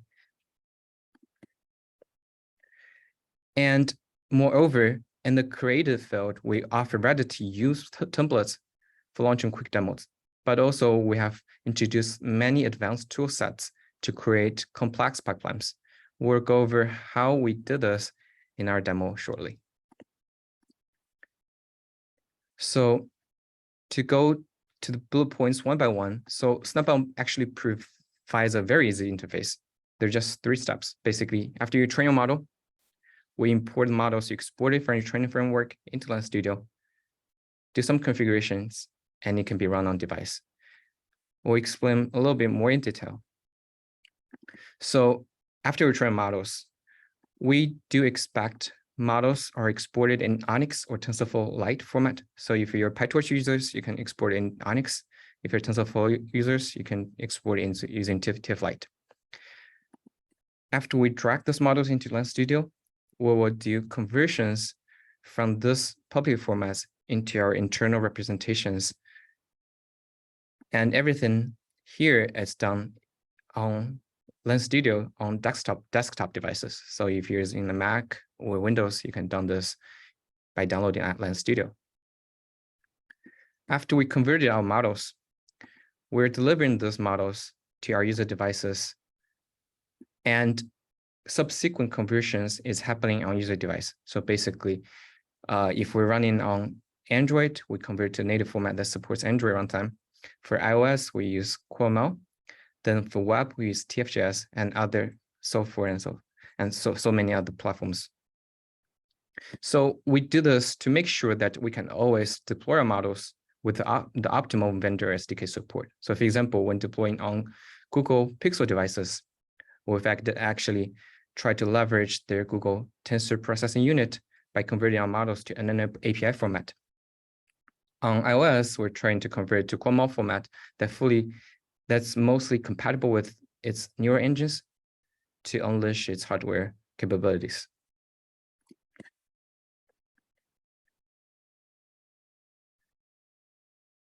So now let's give example of how actually choosing different hardware computing units affects the performance of running a model. So we start with the CPU. This is the anime lens running on Pixel 6. So if we're using a CPU for computation, we can see that each inference takes about 140 milliseconds. That's super slow. It's about 8 or 7 FPS. Switching to GPU, we're able to get about 30 FPS. It's near real-time application. But think of that we have to do extra rendering of the graphics, other overheads of pre-processing, post-processing. Sometimes it can actually hurt our real-time usage for our users. But if we can fully make the model compatible on TPU, we can see the runtime, it's not only 8 to 9 milliseconds. So the speed up actually from CPU to TPU is about 14%. But people may ask, okay, why don't we just put all the models on TPU or the best, most powerful unit on device all the time? And the short answer is that it's a little bit more complicated than this. So each computing unit, first, they have different precisions they support. For example, when running on chipsets that has Qualcomm DSPs, sometimes they only support integer precisions. For TPU and Apple's neural engines, everything is performed in half precision, so FP16. And second, when running on GPU, oftentimes in production use cases, there are a lot of other background tasks or rendering tasks happening at the same time. So there are some contention issues if we put everything running on GPU or most powerful resources. And lastly, we have found out that the placement of the model actually matters a lot with the actual usage and model size, of course. So for example, for lightweight models, that includes face tracking detection, which can be completed on CPU within 1 or 2 milliseconds. Actually, it will introduce extra overhead if we want to put this model running on TPU or GPU, because copying data and inputs, outputs from CPU to other computing unit introduce extra overheads as well. And all of this and challenges and ambiguities is handled by us automatically by doing empirical benchmarks across a wide range of devices after you submit your lens. So what else can SnapML offer? So creating AR effects isn't easy, and training models is hard, and everyone is specializing in one of the fields. So if you are working on neural rendering, probably you have some challenges to do other tracking problems. And turning a research results into production lens sometimes involves complications and integrations of multiple aspects or multiple utility models together. That's why we break down each of the fields into different templates and can be directly plugging into every lens creations. So here we listed 4 of them, which includes food tracking, segmentation, detection, classification. And these are just 4 of the hundreds of templates we actually launched in Lens Studio. We have more like wrist tracking, finger tracking, nail segmentations, voice ML. So a lot of them actually can be reused and directly used in your AR creations. So I would imagine if you create a more complicated model, but you want to integrate that to build an end-to-end pipeline, you can directly use some of the util models that we already offer inside Lens Studio. Besides that, it also offers power users to set up very complex pipelines using JavaScript and TensorMath. And TensorMath is just one of our computing libraries written in C++, but exposed through JavaScript APIs to do a lot of pre-processing, post-processing, or heavy lifting computations. We'll explain more about how to set up complex pipelines in our mobile RTL demo later. So now the question is that how we can deploy a model. As Sergey just mentioned in his previous presentation that nobody can actually master Blender in 30 minutes. But how long do you think that you need to take to deploy a model on an actual mobile device? So if we're using the normal approach, we first train our models using PyTorch and TensorFlow. We need to export our models into a format that supports mobile runtime. And for all the platforms you want to target. So the major mobile operating systems are iOS, of course. So we have to export models into QML, and also have to export models into TF-Lite if you want to run on Android. And this step is not exporting from PyTorch to QML. For now, it's pretty convenient, but working with TensorFlow and exporting to QML and TF-Lite sometimes can be challenging.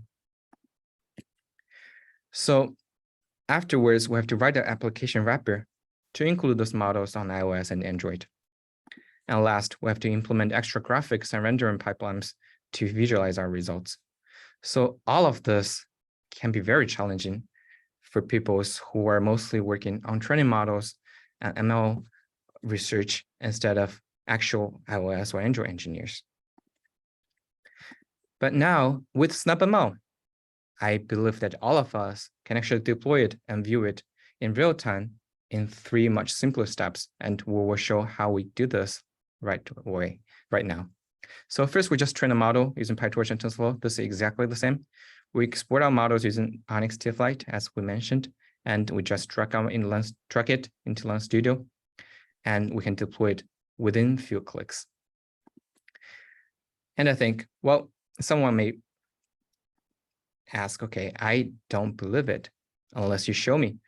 So let's now get started with creating a lens using our efficient formers that Jen has just presented, and we'll build a simple flower classifier right away. So can you guys see my desktop? Cool. So first, yep, let's launch Lens Studio. So Lens Studio is our AR creation tool. It's like Photoshop for photo editing. We can find it online just by Googling Lens Studio. Everyone can download it. It's for free.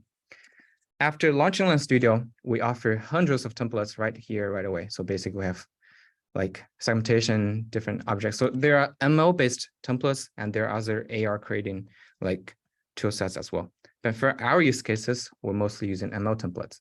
So let's start with the classification templates.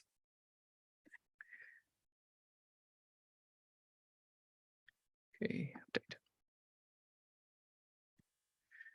So the original AR, the ML classification template, actually, it's already published online. It shows us how we can actually train a classification model using TensorFlow Lite model makers with quantization real quickly. We'll utilize the same template, but swapping the models with our TF transformer models for reproducibility. Cool. Sorry, give me a second. Okay, so we have everything here. So I'll start by briefly go over the components of Lens Studio. So on the right, we have the preview part. This is actually basically a live rendering of our images or the camera inputs in Lens Studio. So basically, we have actual runtime in Lens Studio with us powered by SnapML. For now, I'm using a Mac, so we're using SnapML runtime, but delegated to QML for computations. On the left, we can see there are different components controlling our resources. We have ML components, which we'll work on this later. We also have labels and JavaScript codes for us to do the mappings of our labels. In the middle, we have script editor for editing our script, for example, over here. And also we have scene viewer to visualize the 3D scenes if we want to work on more complex 3D setups. So let's go back to our presentation. What's our first step? So the first step is open Lens Studio, which I've already finished. Okay, step 1, we need to import a model. So import a model, it's fairly easy. We just open our model over here, find our efficient former, drag our model into Lens Studio over here. And it shows a pop-up. Okay, what does the pop-up do? Let's go over that in our slides. Basically, after importing our model, oops, sorry. The slides are okay. After importing our model, we have to configure the inputs at inference time to match the input ranges we use at training time. So our model is trained using the same standard deviation and mean that use across mostly all the ImageNet trainings. So we have to map our inputs to the standard deviation and mean to our training datasets. By default, the camera inputs fit into our model are from ranges from 0 to 55. So we provide a easy to use script on our website on how we can actually map that range to the range we'll use in our project. So what we need to do is just copy the scales and biases into Lens Studio project.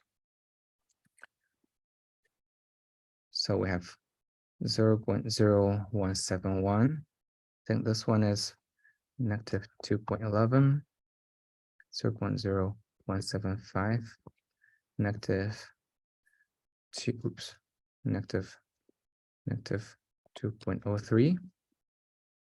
And I promise everyone, this is the most complicated step for our efficient formal demo by filling in these numbers. 0.74, 0.180, I think. Yep, double checking. Yeah, it's correct. So this just to ensure that all the data we fit into our model matches what we got at training time. So next step, after it's imported, we need to define the model inputs and outputs.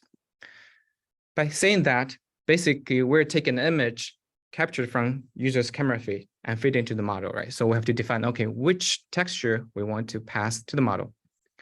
So now, after we import our model over here, we go to our ML component here, swapping down models from the quantized model to the models we imported, the efficient formal one.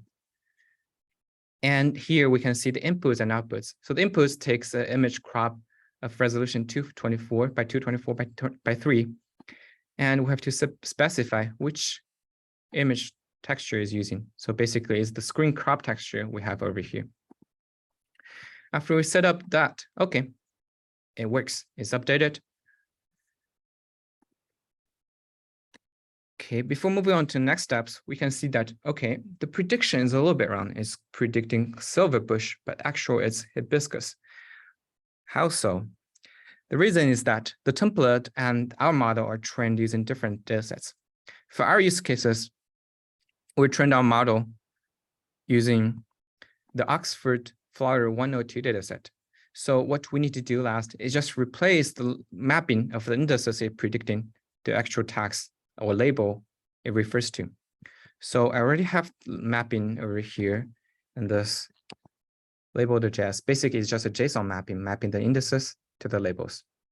Let me do paste over here, save it, and voila, it's showing hibiscus as expected. So that's it. The configuration is fairly easy. What do we do next? We want to deploy it on user device, right? So now we need to send to Snapchat. So I already have my phone over here logged into Snapchat. I'll try to share my screen with everyone, my phone screen with everyone, and see how it actually works on device in real time. So I'm sharing my screen right now. Give me a second. Can everyone see my iPhone screen? Yes. Okay, cool. So we have our lens just sent from Lens Studio to our phone just now. And sharing this lenses built from Lens Studio to your device is fairly easy. It's already handled automatically for quick prototyping and developing. So let's start with, we have several images tested, like printed out over here, and we can give it a quick try. So let's start with this one. It shows lotus, and to me, I think that's correct. We have a challenging one, which looks very similar to lotus over here, but actually is water lily. We have tiger lily over here, and our model seems pretty confident. And we have, okay, so this one is a little bit challenging because I think our model is trying to see, okay, whether this is yellow iris or different other flowers. So this model, we're using the L1 version of efficient former, which are able to run our device real time very fast. As you can see, the confidence score is actually fluctuating a lot. And our demo over here doesn't cover how we actually make the model stable, but just a simple demo of how we can quickly create a lens by using Lens Studio. So let's move back to our presentation. As we have promised, we can create a lens and get our models running on device in real time in 3 simple steps. And I believe everyone can do this after this presentation. But someone may ask, okay, what if I want to have a more complex models? For example, the mobile RTL model, or that has been presented just now in Jen's presentation. And we'll use this as well to show how we can actually launch the mobile RTL model in production using SnapML. So we already have the project been built. The reason is that this model or this project is much more complicated. It involves multiple models to do pre-processing and the main computations.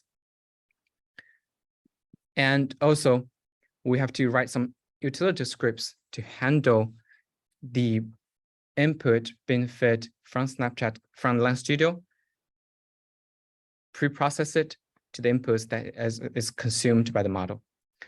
So let me open this Studio project real quick. Sometimes it takes time to unpack the resources and load it. Okay. So we have it here. This is our Lego shown in the presentation just now. It's been tracked on the surface. So the reason why I say this is a much more complicated project is because it has 3 different complexities. So first, as Jen has explained in the paper, that the input to the neural RTL, mobile RTL model, it's 5D inputs, right? So it's camera angles and its view, camera angles and its positions. But now, how do we map the inputs we have in camera in Lens Studio to the actual rays it actually consumes in the model? That's a challenging part. And the way we do it is using JavaScript code we have here to first sample different points by using TensorMass and JavaScript. So the detailed scripts will be shared after the presentation once we announce it as SnapML templates shortly. But basically under the hood, we're actually computing different sample points and convert them into rays, 100 by 100 rays fits into the model. We also need to map the camera position, the camera angle to work position, so for correct rendering of the results. So everything here is actually done in JavaScript, which definitely is a bit challenging. But the challenge we have here, it's roughly the same of implementing everything using another language, either in Python or C++ or Swift. Moreover, the second complication is that we have 2 models over here. So basically we have a pre-processing model that's basically help us to do ray calculations, point sampling, and the actual neural render model that's doing the forward pass of the inputs.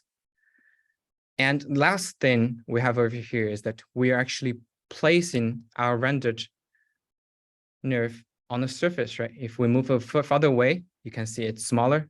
If we move closer, it's larger. So we have this surface tracking integrated into Lens Studio as well. And the surface tracking functionality is provided by Lens Studio for everyone to ready to use. And on devices, for example, high-end iPhones where have LiDAR capabilities, will actually directly use that for best performance. On other devices that doesn't have LiDAR support, we'll use our in-house ML-based surface trackers to do the same functionality. So let's send the same lens into our phone and give it a try and see how we actually run a production on our device. Let me share my phone screen real quick as well.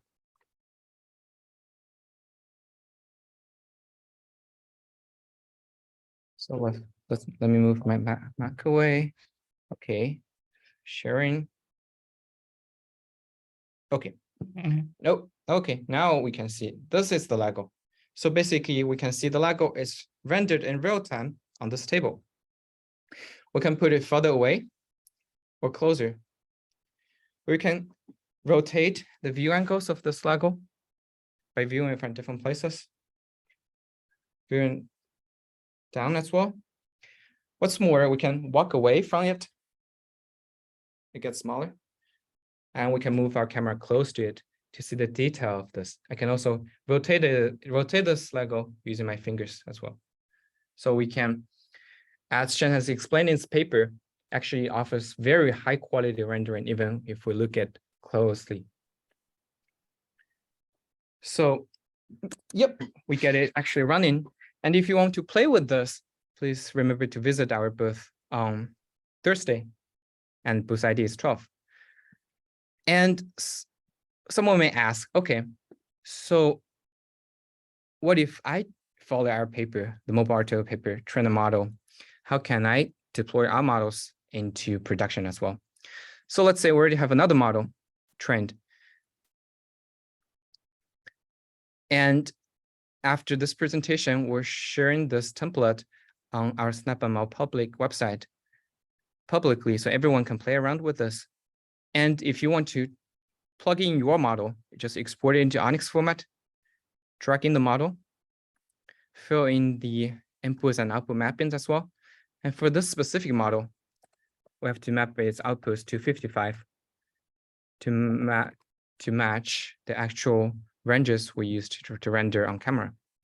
So after that, we swap the models from the Lego model to the model we just drop in. And everyone will see in a short while what the model is. So let's give it a second. Okay, now we have a HODOC. Let's send it to our lens and we'll show it right away.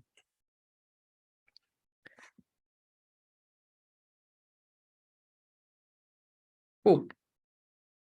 So just some more demos of the HODOC. And we specially picked this, oops, sorry. We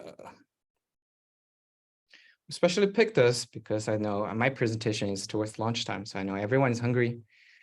I'm trying to put everyone a little bit more hungrier. So we can see that the lightings and the textures, details of this HODOC actually looks very great. And the viewing angles, we can like place it closer to our table, view it at different angles. And actually it looks very real and it's rendered in real time. So I think that's the other lenses we want to demo.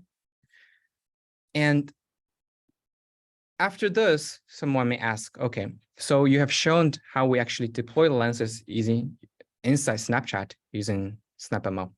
What if I want to deploy it outside of Snapchat, for example, in our own applications where a simple use cases that I want to use, but outside Snapchat, that's doable as well. So we have a nice SDK called Camera Kit, which basically is a SDK provided by us with the core functions being wrapped inside that includes SnapML, graphics, rendering. So basically everything that you see we use at Snap to build interactive AR experience and ML use cases is being wrapped here. You can use it for iOS, Android, or web browsers. And it's works seamlessly with Lens Studio. So basically everything you build with Lens Studio, you can just upload and it will be directly used either inside Snapchat or inside your own app that uses a camera kit. So with this, I think there are some other benefits of using SnapML. So we have layer compatibilities, which show, okay, which of the layers are compatible on which hardware's devices. We have compression integrated as well to save the model size being delivered to our user devices. So here, the model compression we're using, it's actually using palletization, basically using k-means clusterings to only stores cluster weights and cluster center weights and the mappings to the clusters. So actually reduce the model size. If we're using floating point 16, actually reduce about half of the model size when storing. And we also have a vibrant community. Oops, sorry. We have hundreds of different videos released by us and also creators online. We have a live forum asking different questions, discussing ideas, whether it's ML-based or AR creation-based, anything. And we have our Discord channel as well.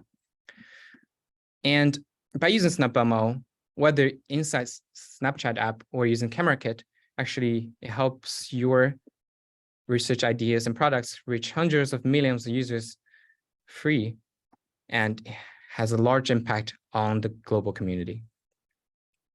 So with all of this being said, that wraps up my presentation, and thanks everyone for your patience and listening. Now let's go to Q&A sessions. Thanks, Eric. Any questions here? Yeah. Maybe you can use the mic. So that is just, yeah, no worries. Thank you for the talk. So my question is for the localization, are you using ARKit underneath on iOS or for camera and like word tracking? Are you using ARKit or is it like custom Snap? Yeah, no, so we're not using ARKit. We have our own SnapML. It's kind of like similar to ARKit, but it's our in-house solutions. Yeah. Okay, thanks. Yeah, go for it. Hi, Eric. Thanks for the presentation.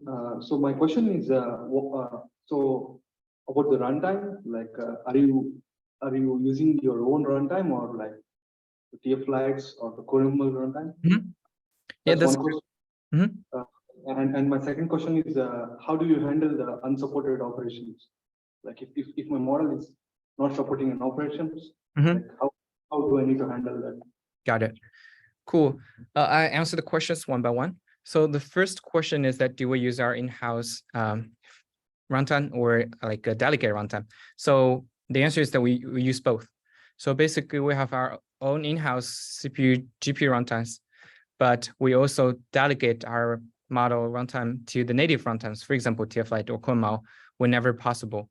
And the reason for that is that for some of the models, to access the certain hardwares, for example, neural engines, Apple neural engines on iOS, or TPUs on Google Pixels, or the Hexagon processing unit on Qualcomm devices, we have to call it through their SDKs. So there is no way for us to run our own models or our own runtime on these devices. But the question is that why don't we just delegate everything on their runtime? Because I think, as mentioned before, that we have done a very thorough analysis and benchmarking and showing that not always all the models is running fast on TPU or GPU.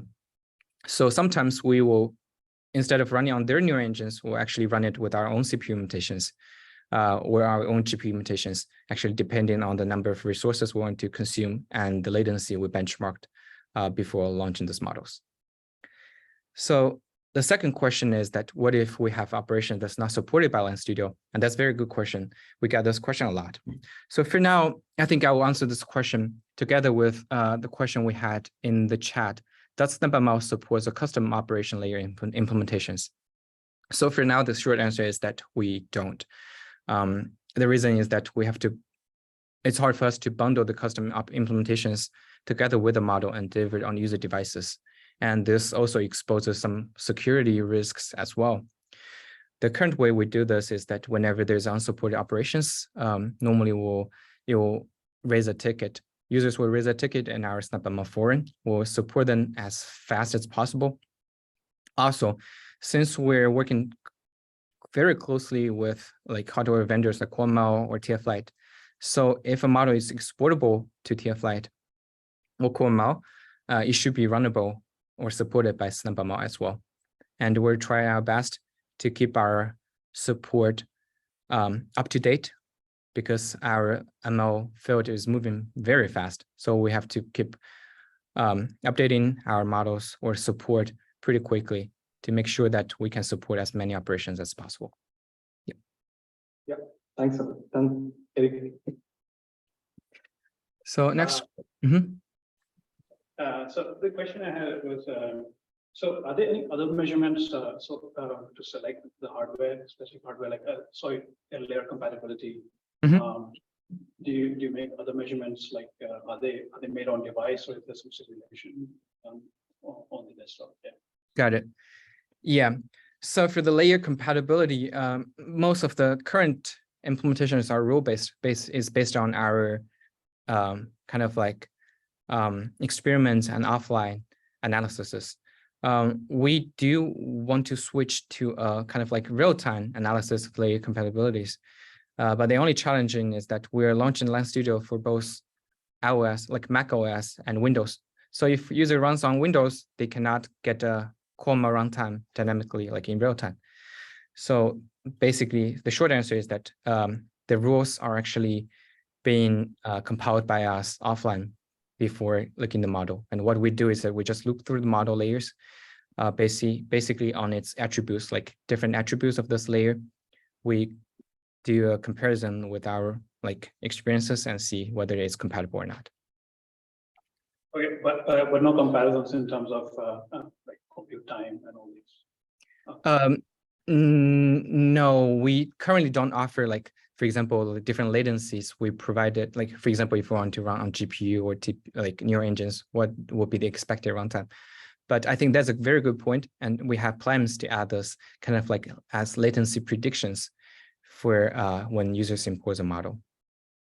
And another very basic question. So does it ever make sense to distribute the inference over different hardware on a device, or is the overhead too large to ever do that? I see. So let me rephrase the question so that to check if I understand your question clearly. So you're saying that like by moving the models from server to device, like is there a trade-off, like what size or how, like when do we determine whether we should host it on device or host it on server? Is that correct? No, I think if I understand correctly, the question is, so let's say if your parts of your model, one runs on CPU, the other one on NPU, the third one on GPU. Is that your Yes, that is correct. Yeah. Okay, yeah. The thing, or is it introduces overhead? Yep. So actually, SnapML supports that internally. We're experimenting with that, and because this introduces like extra complexities, but it's handled automatically with SnapML. So we do actually support partition models, part of them running, for example, partition model in different precisions. For example, part of them is quantized, we run it on DSP. Another part is single precision or half precision, we delegate to neural engines or GPU. So it's supported, but it's currently not available for public usages for now. Okay, thank you. Thanks. I also got a question. You mentioned that SnapML is also able to do model compression. From my understanding, does this happen then based automatically on the ONNX graph that you give it an input? So basically, the model compression we have, it's so when we export our models from PyTorch to ONNX, other weights by default is stored in floating point 32, right? Yeah. Our own format stores in floating point 16 without compression, that's 16. And the compression we just mentioned is actually using k-means clusters. So basically, let's say if we have 1,000 weights in one comp layer, and we just pick 8 cluster centers. And if other weights are close to cluster centers, it will be mapped to the value of this cluster centers, and we just store the mapping of the indices of these clusters. So under the hood, actually, we're storing other weights instead of FP16 weights, actual weights. We're storing the mapping of those weights to closest floating point values, which is stored in FP16 as well. But storing the indices is only integer 8. So basically, this compression is done post-training, no training data required. It's just doing kind of like, there are definitely some accuracy losses because of where we're not storing actual weights, but like the closest weights to those weights. By doing this, we're able to kind of like the size reduction is about from half by going from FP16 to int8. Does that answer your question? Yeah, it does answer the question. Maybe a follow-up question then. You said there are some accuracy drops. How do you make sure that the accuracy drops are not too high? Because I assume you also don't really have an evaluation data set, right? Where you can really in detail evaluate that. How do you kind of ensure that this isn't too high? Correct. And that the model output is still good enough for application?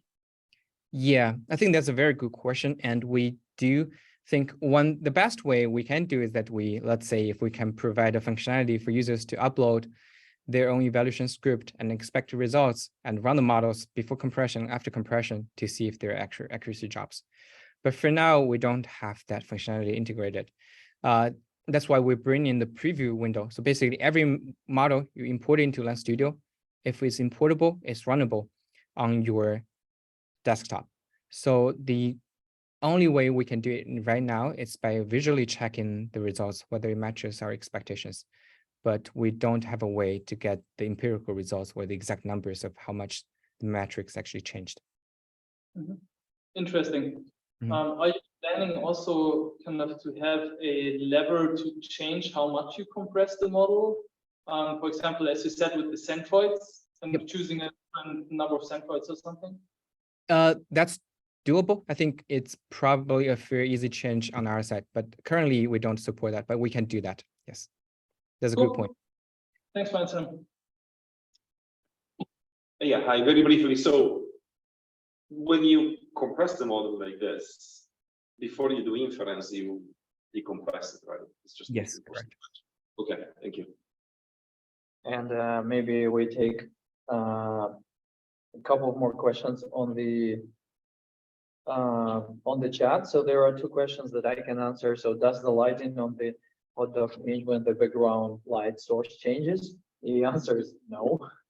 But like it's doable. It's possible to actually do something about it. It's not easy. And then also there is, can you clarify the features or capabilities of SnapML that make it uniquely suited to implement neural light fields? I don't know, Eric, do you think there is something uniquely suited to implement neural light fields, or is...